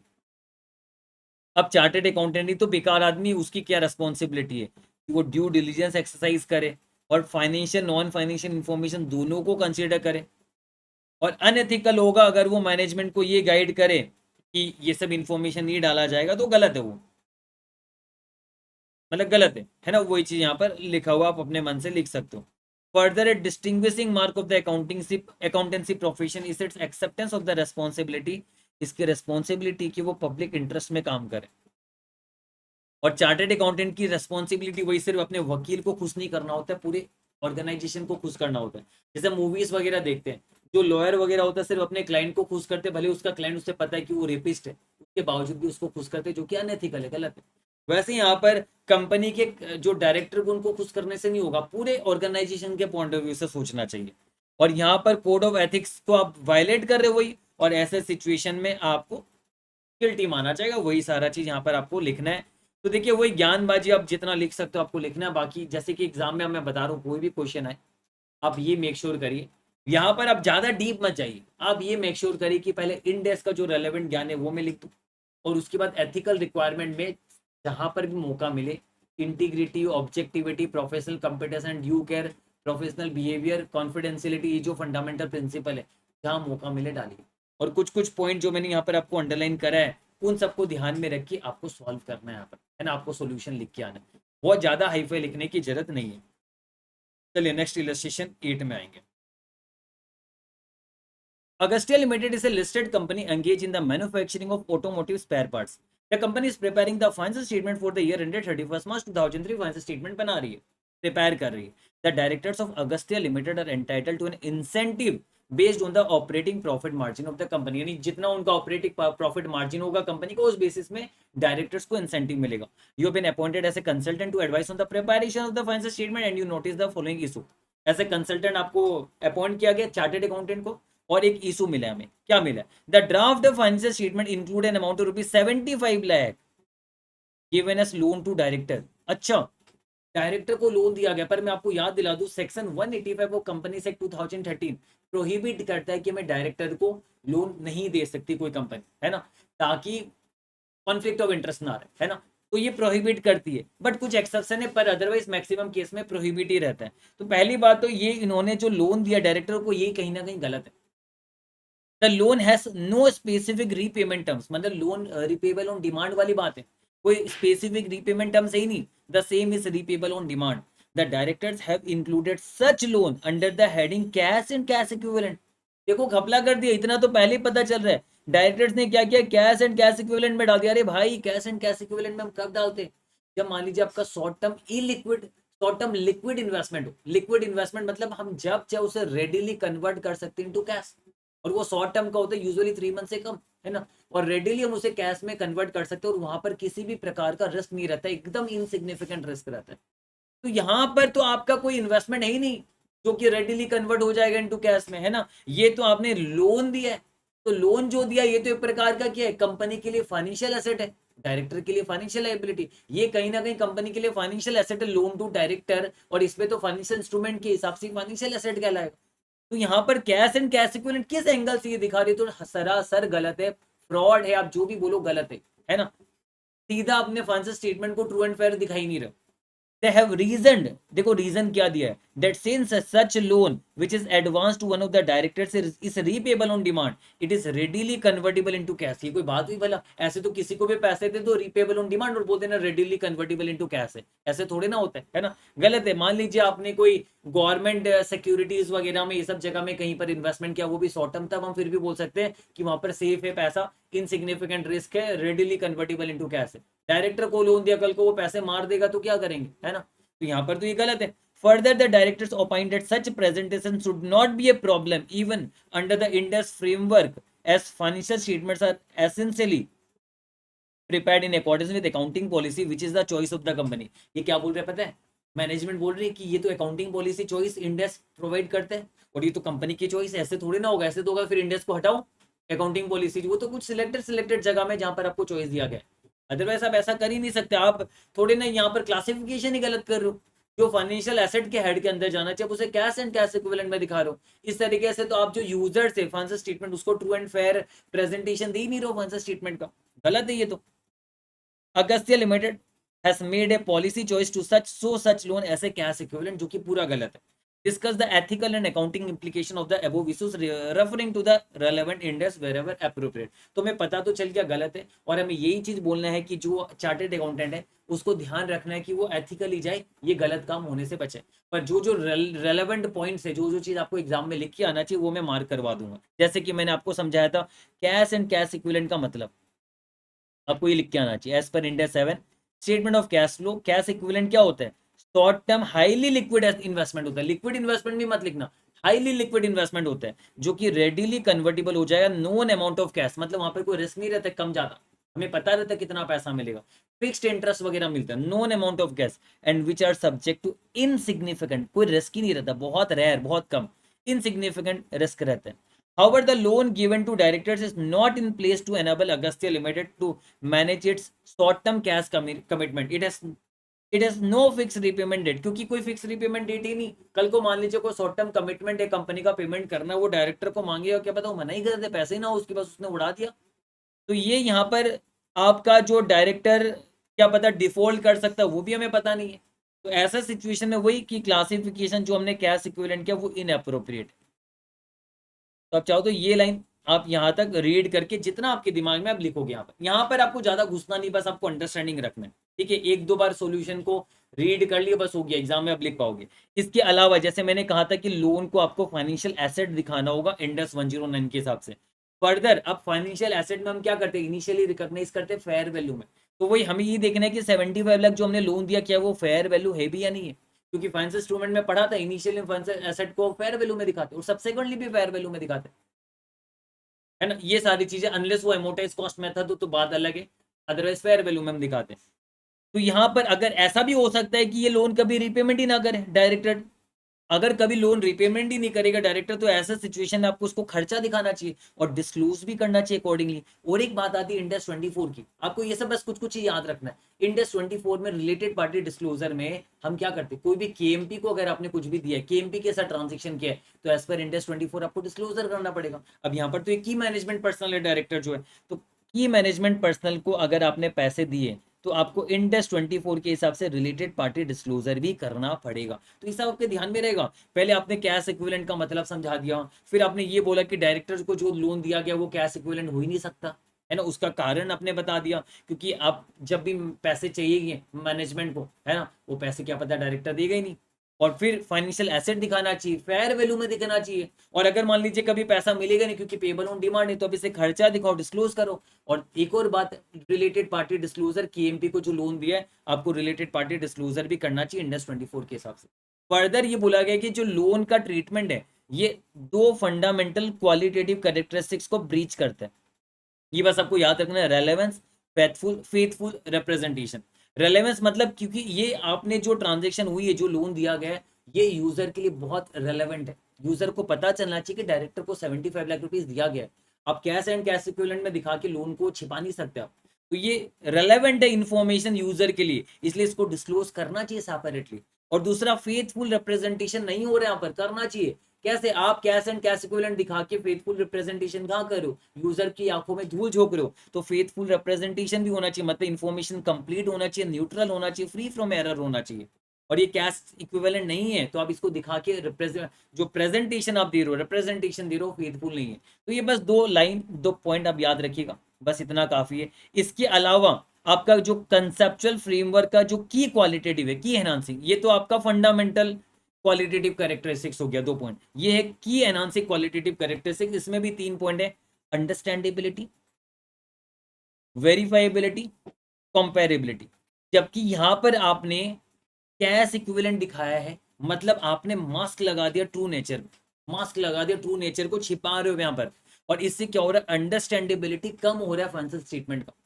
बस मैंने समझा दिया। वेरीफाइबिलिटी भी यहाँ पर, वेरीफाइबिलिटी भी यहाँ पर नहीं हो रही क्योंकि फेथफुली रिप्रेजेंट नहीं हो रहे यहाँ पर, है ना। तो यहाँ पर बायसनेस है, वेरीफाइबिलिटी भी अफेक्ट हो रही है। और तीसरा, कंपेरेबिलिटी भी अफेक्ट हो रहा है, क्योंकि अगर आप इसे कैश इक्विवेलेंट दिखाओगे तो इस साल लोन दिया गया डायरेक्टर को वो भी कैश में, अगले साल नहीं दिया वो भी कैश में, तो वो आपका कंपेरेबिलिटी में भी प्रॉब्लम करेगा। हालांकि ये पॉइंट याद नहीं रहे तो भी चलेगा, बट फिर भी मैंने आपको बता दिया यहाँ पर। फिर अब आगे मैं आपको बता रहा हूँ वही जो मैंने कहा था, further issue with compliance of section 185 of the companies act would arise, which is why probably the directors want to hide such loan balance under cash equivalent, क्योंकि 185 के हिसाब से आप डायरेक्टर को लोन नहीं दे सकते और इसीलिए ये कैश इक्विवेलेंट में छिपाने की कोशिश कर रहे हैं। फिर ये लाइन इंपॉर्टेंट है, by masking the nature of the transaction it is possible that the directors are motivated by personal interest. Obviously बात है, वो पर्सनल इंटरेस्ट के बारे में सोच रहे हैं, है ना, वो जाल बिछा रहे, कंपनी को लूटने की कोशिश कर रहे हैं, and are thus failing in the duty to act honestly and ethically, है ना, इंटीग्रिटी पे डाउट आ रहा है इनका। और एक ट्रांजेक्शन में अगर मिसलीडिंग है तो इससे अंदाजा लगता है कि क्या पता पूरा फाइनेंशियल स्टेटमेंट में प्रॉब्लम होगी। If one transaction is misleading, it casts doubt on the credibility of the financial statement as a whole. इन्हें पूरा फाइनेंशियल स्टेटमेंट में क्या पता गड़बड़ होगी। और ऐसे सिचुएशन में कंसल्टेंट जो भी चार्टेड अकाउंटेंट है उसकी रेस्पॉन्सिबिलिटी है कि वो फाइनेंशियल स्टेटमेंट को रेक्टिफाई करे और डायरेक्टर्स को गाइड करे कि जो प्रिंसिपल से इंड एस के वो फॉलो होने चाहिए और करेक्ट ट्रीटमेंट होना चाहिए। अगर वो ऐसा नहीं करेगा तो प्रोफेशनल मिसकंडक्ट के तहत गिल्टी ऑफ प्रोफेशनल मिसकंडक्ट माना जाएगा और उस पर क्लॉज 6 क्लॉज 7 लगेगा, वो आप लिख सकते हो यहाँ पर। तो मैंने बस आपको ये समझा दिया यहाँ पर, बाकी तो आपका काम एक बार वो रीड करने का, है ना। तो मैंने आपको पहले ये समझाया, आपको क्या लिखना है, कैश इक्विवेलेंट का मतलब लिख दिया, ये फाइनेंशियल स्टेटमेंट दिखाया जाएगा और रिलेटेड पार्टी डिस्क्लोजर ये आपको करना चाहिए। ये फंडामेंटल क्वालिटेटिव कैरेक्टरिस्टिक्स को ब्रीच करता है, की क्वालिटेटिव कैरेक्टरिस्टिक्स को भी ब्रीच कर रहा है, वो लिख दिया। फिर 185 की वजह से ये क्या पता छिपाने की कोशिश करे, कैश इक्विवेलेंट दिखाने की कोशिश करे, और इनको पर्सनल फायदा मिल रहा है, इसी वजह से ये सब गलत काम करे, ऑनेस्टली काम नहीं कर रहे। और एक और बात है कि अगर एक ट्रांजेक्शन में मिसलीडिंग करे तो क्या पता और भी बहुत सारे ट्रांजेक्शन में, यानी फाइनेंशियल स्टेटमेंट ऐसे होल में इन्होंने गलत कर रखा हुआ है। और इसलिए सीए की जिम्मेदारी बनती है कि वो फाइनेंशियल स्टेटमेंट को करेक्शन करे, गाइड करे डायरेक्टर्स को कि इंडेक्स का प्रिंसिपल फॉलो हो। और अगर ऐसा नहीं करेगा तो वो ये गिल्टी माना जाएगा प्रोफेशनल मिसकंडक्ट, है ना। और उस पर क्लॉज 6 क्लॉज 7 के तहत उस पर जो भी एक्शन लिया जाना चाहिए वो लिया जाएगा फिर बाद में। तो आई थिंक आपको ये क्वेश्चन नंबर 8 अच्छे से समझा दिया मैंने, इलस्ट्रेशन 8। बाकी आप रीड करोगे खुद से, तो जितना रीड करोगे ना उतना आपके दिमाग में जाएगा, एक बार में सब नहीं जाता है। ये सब चीजें इतने बड़े बड़े आंसर है, बार बार रीड करना पड़ेगा आपको, कम से कम 2-3 बार तो कम से कम रीड करना पड़ेगा आपको। इलस्ट्रेशन 9 अभी हम करते हैं, ये थोड़ा सा इंटरेस्टिंग है कंपेयर टू ये। इलस्ट्रेशन 9 थोड़ा सा इंटरेस्टिंग है, चलिए ये करते हैं। चलिए इलस्ट्रेशन 9 देखते हैं। As at 31st March 2004, Mitra Limited had a plan to dispose of its 75% subsidiary Dosti Limited. This plan had been approved by the board and was reported in the media as well as to the stock exchange, where Mitra Limited was listed. देखिए यहाँ पर क्या हुआ है, 75 subsidiary, मतलब मेरी एक subsidiary company है, मैं 75% ओन करता हूँ, बाकी कोई दूसरा 25% ओन करता होगा। तो मैंने प्लान किया कि मैं 75% को बेच दूंगा, बेचा नहीं अभी तक, बेचने का प्लान किया। This plan had been approved by the board, board को अप्रूव, बोर्ड ने अप्रूव कर दिया प्लान को, है ना। और याद होगा आपको, अगर आप इंडेक्स 37 में अपने रीस्ट्रक्चरिंग प्रोविजन पढ़ा होगा, तो वहां पर क्या होता है, अगर बोर्ड ने प्लान को अप्रूव कर दिया, सर उतना से काम नहीं बनेगा, आपको क्या करना पड़ेगा, जो भी इससे अफेक्टेड होने वाले है ना, उनको आपको वैलिड एक्सपेक्टेशन क्रिएट करना होता है, यानी आपको पब्लिक अनाउंसमेंट करना होता है, जिससे जो भी लोग एम्प्लॉय वगैरह, जो भी लोग इससे अफेक्ट होने वाले, उन सब की आंखों में अपने वैलिड एक्सपेक्टेशन क्रिएट कर दिया। तो यहाँ पर अब देखिए आगे क्या लिखा हुआ, was reported in the media as well. तो देखिए अगर मीडिया में रिपोर्ट आपने कर दिया तो डेट मीन्स व्हाट, आपने सभी को रिपोर्ट कर दिया, आपने सभी को बता दिया, यानी ऑलरेडी आपका कंस्ट्रक्टिव ऑब्लिगेशन आ चुका है। क्यों? क्योंकि आपने मीडिया में ये बात बता दिया है कि अब आप इसे बेचोगे, as well as to the stock exchange where Mitra Limited was listed. तो यहाँ पर कहीं ना कहीं रीस्ट्रक्चरिंग प्रोविजन तो अब लगेगा, आपको इंडेक्स 37 का नॉलेज होना चाहिए, जो हमने पढ़ा है ऑलरेडी अच्छे से। It is expected that JR Limited the non controlling share holder in Dosti Limited, यानी जो नॉन कंट्रोलिंग शेयर होल्डर है जेआर लिमिटेड, वो 25% ओन करता है, वही 75% ओन करेगा। जैसे मेरा 75% था, दूसरे का 25% था, वही उसी को मैं 75% बेच दे रहा हूँ, है ना, ताकि उसका होल्ली ओन कंपनी हो जाएगा फिर। The sale is expected to be completed by October 2004। तो आपको याद होगा कि अगर हम मान लीजिए किसी भी, जो आपका यूनिट है हमारा, है ना, उसको अगर हम क्लासिफाई करें as held for sale Ind AS 105, तो ऐसा सिचुएशन में क्या होता है वहां पर कि वो अवेलेबल होना चाहिए इमीडिएट सेल के लिए, और सेल कंप्लीट हो जाना चाहिए 1 ईयर के अंदर, और हाईली प्रोबेबल रहना चाहिए कि वो सेल हो गई। तो वो सारी कंडीशन इंडस 105 में आपने पढ़ रखा है। देखते हैं, the sale is expected to be completed by October 2004। मतलब यहाँ पर देखिए एक साल के अंदर अंदर सेल कंप्लीट हो जाएगा, क्योंकि अभी 31 मार्च है, अक्टूबर यानी एक साल 6-7 महीना में ही आपका कंप्लीट हो जाएगा। Dosti Limited is expected to have substantial trading losses in the period up to the sale. Substantial trading loss होने वाला है, एक्सपेक्टेड है हमारा फ्यूचर, यानी फ्यूचर ऑपरेटिंग लॉसेस है ये। Mr. X, a chartered accountant who is an employee in the finance department of Mitra Limited, wishes to show Dosti Limited as held for sale। ये held for sale दिखाना चाहते हैं। हाँ दिखा सकते हैं, held for sale दिखाना भी पड़ेगा आपको, क्योंकि आपने क्लासीफाई करना है held for sale, क्योंकि आपने अनाउंसमेंट वगैरह सब कर दिए। और अगर ये प्रेजेंटली अवेलेबल है और हाईली प्रोबेबल है सेल होगा, अवेलेबल फॉर इमीडिएट सेल, एक साल के अंदर सेल होने का हाई प्रोबेबिलिटी, तो मतलब वो हेल्ड फॉर सेल क्लासीफाई होगा, है ना। And to create a restructuring provision, Ind AS 37 के हिसाब से हम रीस्ट्रक्चरिंग प्रोविजन क्रिएट करते हैं। रीस्ट्रक्चरिंग प्रोविजन में क्या आता है, जो ऐसे खर्चे जो अब आपके लगेंगे जिसे आप रोक नहीं सकते ड्यू टू रीस्ट्रक्चरिंग, है ना, उसमें क्या आ गया, जैसे रिडंडेंसी कॉस्ट टू एम्प्लॉय, यानी एम्प्लॉय को अब हमने एम्प्लॉय के साथ जो कॉन्ट्रैक्ट वगैरह कर रखा हुआ है, उनको हमें मिनिमम अमाउंट देना ही पड़ेगा, टर्मिनेशन बेनिफिट वगैरह सब देना ही पड़ेगा हमें, है ना, क्योंकि हम उनको निकालेंगे, हम यूनिट को बेच रहे हैं, तो वो सब खर्चा, कुछ कुछ कॉन्ट्रैक्ट लिया हुआ है, अब वो कॉन्ट्रैक्ट से रिलेटेड, अब कॉन्ट्रैक्ट कैंसिल होगा तो उसका पेनल्टी का खर्चा जो भी लगेगा, कुछ हमने बिल्डिंग वगैरह लीज पे लिया हुआ है तो उससे रिलेटेड आपका जो भी अनअवॉइडेबल कॉस्ट है, तो वो सारे रीस्ट्रक्चरिंग कॉस्ट अपने इंडेक्स 37 में पढ़ रखा हुआ है, वो सारे खर्चे अब आपके लगेंगे, आप उसको अवॉइड नहीं कर सकते, वो आपकी लाइबिलिटी है ना, अनअवॉइडेबल कॉस्ट है, वो आपका लगेगा, आप उसे इग्नोर नहीं कर सकते, आपके पास कोई दूसरा ऑप्शन नहीं, वो ऑब्लिगेटिंग इवेंट हो गया। तो वो खर्चे को हम क्या करते हैं, खर्चा हम उसकी लाइबिलिटी का प्रोविजन बनाते हैं उसका, तो प्रोविजन बनाना पड़ेगा to include the expected cost of disposal, इन्हें डिस्पोज करने पर हमारे जो नेसेसरी कॉस्ट लगेंगे, अनअवॉइडेबल कॉस्ट लगेंगे, वो दिखाना चाहिए। सीए बिल्कुल सही बोल रहा है। एंड फ्यूचर ट्रेडिंग लॉसेस, यहां पर सीए गलत बोल रहा है।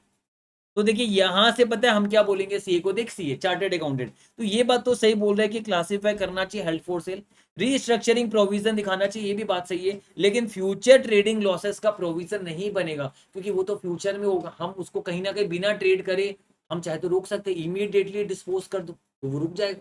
तो फ्यूचर ट्रेडिंग लॉसेस हमने पढ़ा हुआ है, हम उसको खर्चा नहीं दिखा सकते। तो यहां पर सीए पे कौन सा फंडामेंटल प्रिंसिपल वायलेट हो रहा है, professional competence and due care.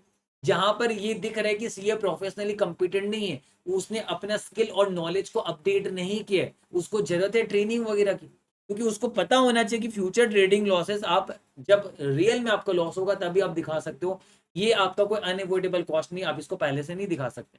तो सीए की यहाँ पर नॉलेज अपडेटेड नहीं है, वो यहाँ पर प्रोफेशनली कंपिटेंट नहीं माना जाएगा। However, the chief operating officer जो कि मैनेजमेंट है ना, does not wish दोस्ती limited to be categorized as held for sale, not to provide for the expected losses। ये बोलता है कि नहीं कोई held for sale मत दिखाइए, कोई आपका expected loss का प्रोविजन मत बनाइए, ये पागल है मैनेजमेंट जो है। The CEO is concerned as to how this may affect the sales and would surely result in bonus target not being met। ये अपने बोनस वोनस के पीछे पड़ा हुआ है, ऐसे होगा तो बोनस टारगेट हमारा कैसे होगा, क्योंकि खर्चे दिखाएंगे तो प्रॉफिट कम होगा, प्रॉफिट कम होगा तो बोनस टारगेट मीट नहीं होगा, है ना, ये सब प्रोविजन दिखाएंगे तो पीएनएल में जाएगा। तो ये अपना गेम खेल रहा है।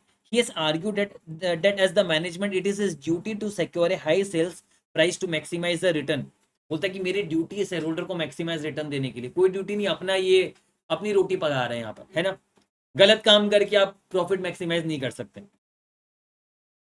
He has also hinted that Mr. X job could be at stake। धमकी भी दे दी, चार्टर्ड अकाउंटेंट को धमकी भी दे दी कि आपका जॉब स्टेक में आ जाएगा, देख लो आप, अगर आप हमारे हिसाब से नहीं चलोगे आपकी जॉब खतरे में आ जाएगी। तो यहाँ पर बेसिकली यहाँ पर बोला कि एक्सपेक्टेड कॉस्ट क्या क्या लगेगा, फ्यूचर ट्रेडिंग लॉसेस, मैंने आपको कहा था फ्यूचर ट्रेडिंग लॉसेस आपका प्रोविजन इसका नहीं बनेगा, नो प्रोविजन, ये जब ऑकर होता तभी हम दिखाते हैं। Various legal cost of sale, sale करेंगे तो लीगल कॉस्ट तो लगे नहीं, इसको आप अवॉइड नहीं कर सकते, ये दिखाया जाएगा, इसका प्रोविजन बनेगा। रिडंडेंसी कॉस्ट, आप एम्प्लॉय को निकालोगे तो उनको टर्मिनेशन बेनिफिट जो देना है वो देना ही पड़ेगा, अनअवॉइडेबल कॉस्ट है, ये आएगा provision. Impairment loss on property plant and equipment, इसके बारे में मुझे बात करनी। देखिए जब हम किसी भी यूनिट को हम हेल्ड फॉर सेल क्लासीफाई करते हैं, या जो भी हमारा ऑपरेशन है बिजनेस ऑपरेशन उसको हम क्लासीफाई करेंगे हेल्ड फॉर सेल, तो ऐसा सिचुएशन में इंडस 105 आपको ये कहता है कि आप कैरिंग अमाउंट या फिर fair value minus cost to sell whichever is lower में आप दिखाते हैं, यानी basically fair value minus cost to sell में हम लेके जाते हैं, हम हमेशा fair value minus cost to sell कम ही होगा, यूजुअली कम ही रहा, तो fair value minus cost to sell में नीचे आप ऑलरेडी लेके आओगे, जो भी डिफरेंस होगा आप उसको इंपायर करोगे। तो यहाँ पर ये इंपायरमेंट लॉस अलग से आपको पीपी का दिखाने की जरूरत नहीं है, आपका जो पूरा सब्सिडरी है वो सब्सिडरी में जितने आपके एसेट वगैरह आप सारे डी रिकॉग्नाइज होंगे, क्योंकि आप क्लासीफाई करोगे हेल्ड फॉर सेल, और वो डी रिकॉग्नाइज होकर आपका हेल्ड फॉर सेल के अंदर जाएगा, अलग से आप हेल्ड फॉर सेल के अंदर आप दिखाओगे उसको, है ना, अलग से दिखाओगे, यानी मेन यूनिट में मेन क्लासिफिकेशन में नहीं जाएगा, हेल्ड फॉर सेल के अंदर जाएगा। तो वहां पर आपका ऑलरेडी जो भी डिफरेंस रहेगा वो आप क्या करोगे, carrying amount fair value minus cost to sale का जो भी डिफरेंस रहेगा वो ऑटोमेटिकली पीएनएल में जाएगा आपका, अलग से आपको इंपेयरमेंट लॉस दिखाने की आवश्यकता नहीं पड़ती, हालांकि जाएगा वो अपने आप ही जाएगा, आपको अलग से दिखाने की जरूरत नहीं है। तो बेसिकली 5.5 करोड़ का आपका प्रोविजन बनेगा, और जो आपका डिफरेंस होगा impairment loss fair value minus cost to sale और कैरिंग अमाउंट, वो भी आपका ऐसे इंपेयरमेंट इंडेक्स 105 के हिसाब से पीएनएल में जाएगा। Discuss the accounting treatment which Mitra Limited should adopt to address the issue above. Discuss the ethical issues, तो दो चीज पूछ रहा है, अकाउंटिंग ट्रीटमेंट, तो यहाँ पर अकाउंटिंग ट्रीटमेंट हम कैसे लगाएंगे, हमें इंडेक्स 105 का साथ लेना है और इंडेक्स 37 का रीस्ट्रक्चरिंग प्रोविजन, और एथिकल इश्यूज भी डिस्कस करना है। तो यहाँ पर वही ज्ञान लिखा हुआ, मुझे पढ़ाने की कोई आवश्यकता नहीं आपको, इंडेक्स 105 का ही ज्ञान लिखा हुआ है कि नॉन करंट एसेट्स को, या कोई डिस्पोजल ग्रुप है आपका, है ना, कोई बिजनेस ऑपरेशन है, उसको हेल्ड फॉर सेल क्लासीफाई करोगे, क्यों, क्योंकि अब उसका कैरिंग अमाउंट आपका बिजनेस को यूज करके आप बिजनेस को कंटिन्यू करके आप कैरिंग अमाउंट रिकवर नहीं करोगे, बेच के करोगे, तो इसलिए हम उसे क्लासीफाई कर देते हैं हेल्ड फॉर सेल। लेकिन आपको हेल्ड फॉर सेल क्लासीफाई करने के लिए वो एसेट अवेलेबल होना चाहिए इमीडिएट सेल के लिए, प्रेजेंट कंडीशन में, और हाईली प्रोबेबल होना चाहिए कि सेल हो गई। और हाईली प्रोबेबल के लिए आपको याद होगा 4 पॉइंट थे, कंडीशन थे हाईली प्रोबेबल। इंडेक्स 105 में आपने पढ़ा है कि कमिटमेंट होना चाहिए कि इसको बेचा जाएगा, एक्टिव प्रोग्राम भी किया जा रहा है बायर को लोकेट करने के लिए, है ना, एक्टिवली मार्केटिंग की जा रही है, रीजनेबल प्राइस ही रखा जा रहा है, और इसके बाद 1 ईयर के अंदर ये कंप्लीट हो जाना चाहिए। वही सारा ज्ञान जो आपने इंडेक्स 105 में पढ़ा हुआ वही लिखा हुआ है। और आपका यहाँ पर हाई प्रोबेबिलिटी है कि आपका रिवर्सल नहीं होगा, ये बिकेगा ही, तभी आप उसे अवेलेबल फॉर इमीडिएट सेल मान सकते हो, हाईली प्रोबेबल मान सकते हो, हाईली प्रोबेबल है कि बिकेगा, बेचना ही है मतलब। और ऐसे सिचुएशन में जो भी एसेट्स एंड लाइबिलिटी सब्सिडरी की उसको हम हेल्ड फॉर सेल क्लासिफाई करेंगे। फिर आगे, और यहाँ पर प्रोविजन जो हाईलाइट अवॉर्ड हुआ है, तो इससे पता चलता है कि जो डिस्पोजल है दोस्ती लिमिटेड का, वो हेल्थ फॉर सेल क्राइटेरिया को मीट कर रहा है, क्योंकि इन्होंने क्या किया, इन्होंने ऑलरेडी जो है मीडिया में रिपोर्ट कर दिया है, स्टॉक एक्सचेंज को बता दिया है, सब कुछ कर दिया, तो हेल्थ फॉर सेल क्राइटेरिया कहीं ना कहीं ये मीट कर ही रहा है ऐसे भी, है ना। और इसे डिस्पोजल ग्रुप को मान क्लासीफाई कर देना चाहिए हेल्ड फॉर सेल।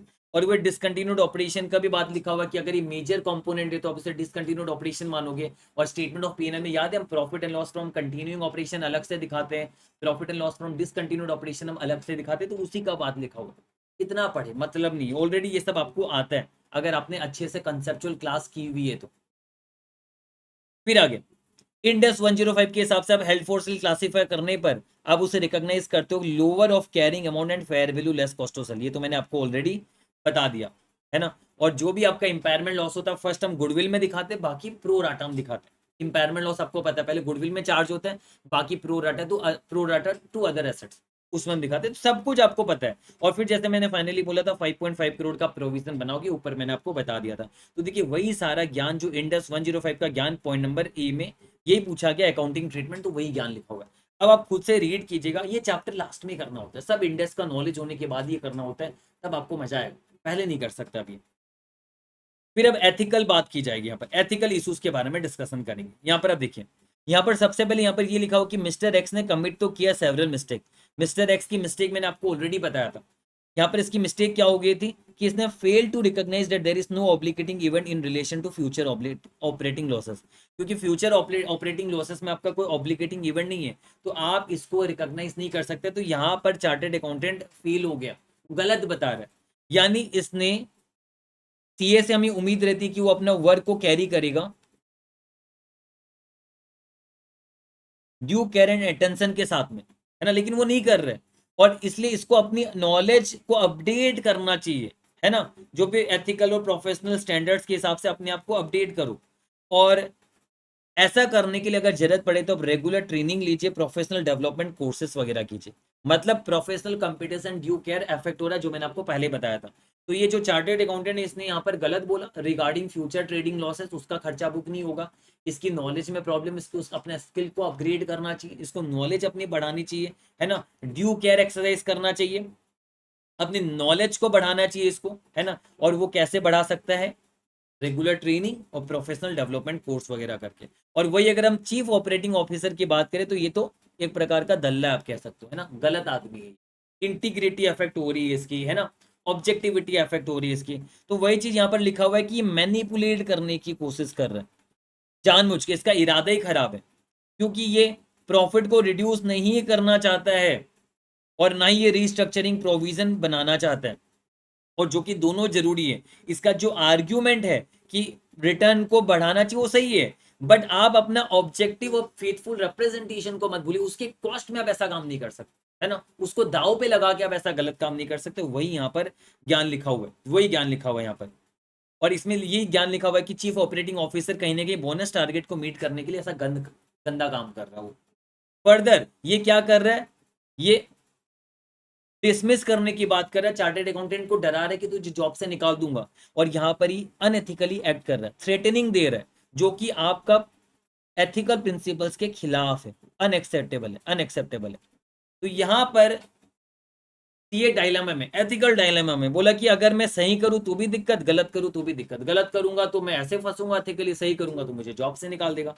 तो ये एथिकल डायलेमा में, बट इसको अपना जो भी इसकी एथिकल रिक्वायरमेंट है ना, प्रोफेशनल रिक्वायरमेंट, इसको भूलना नहीं चाहिए। और इसे क्या करना चाहिए, करेक्ट फाइनेंशियल स्टेटमेंट ही प्रोड्यूस करना चाहिए, इसकी ड्यूटी है।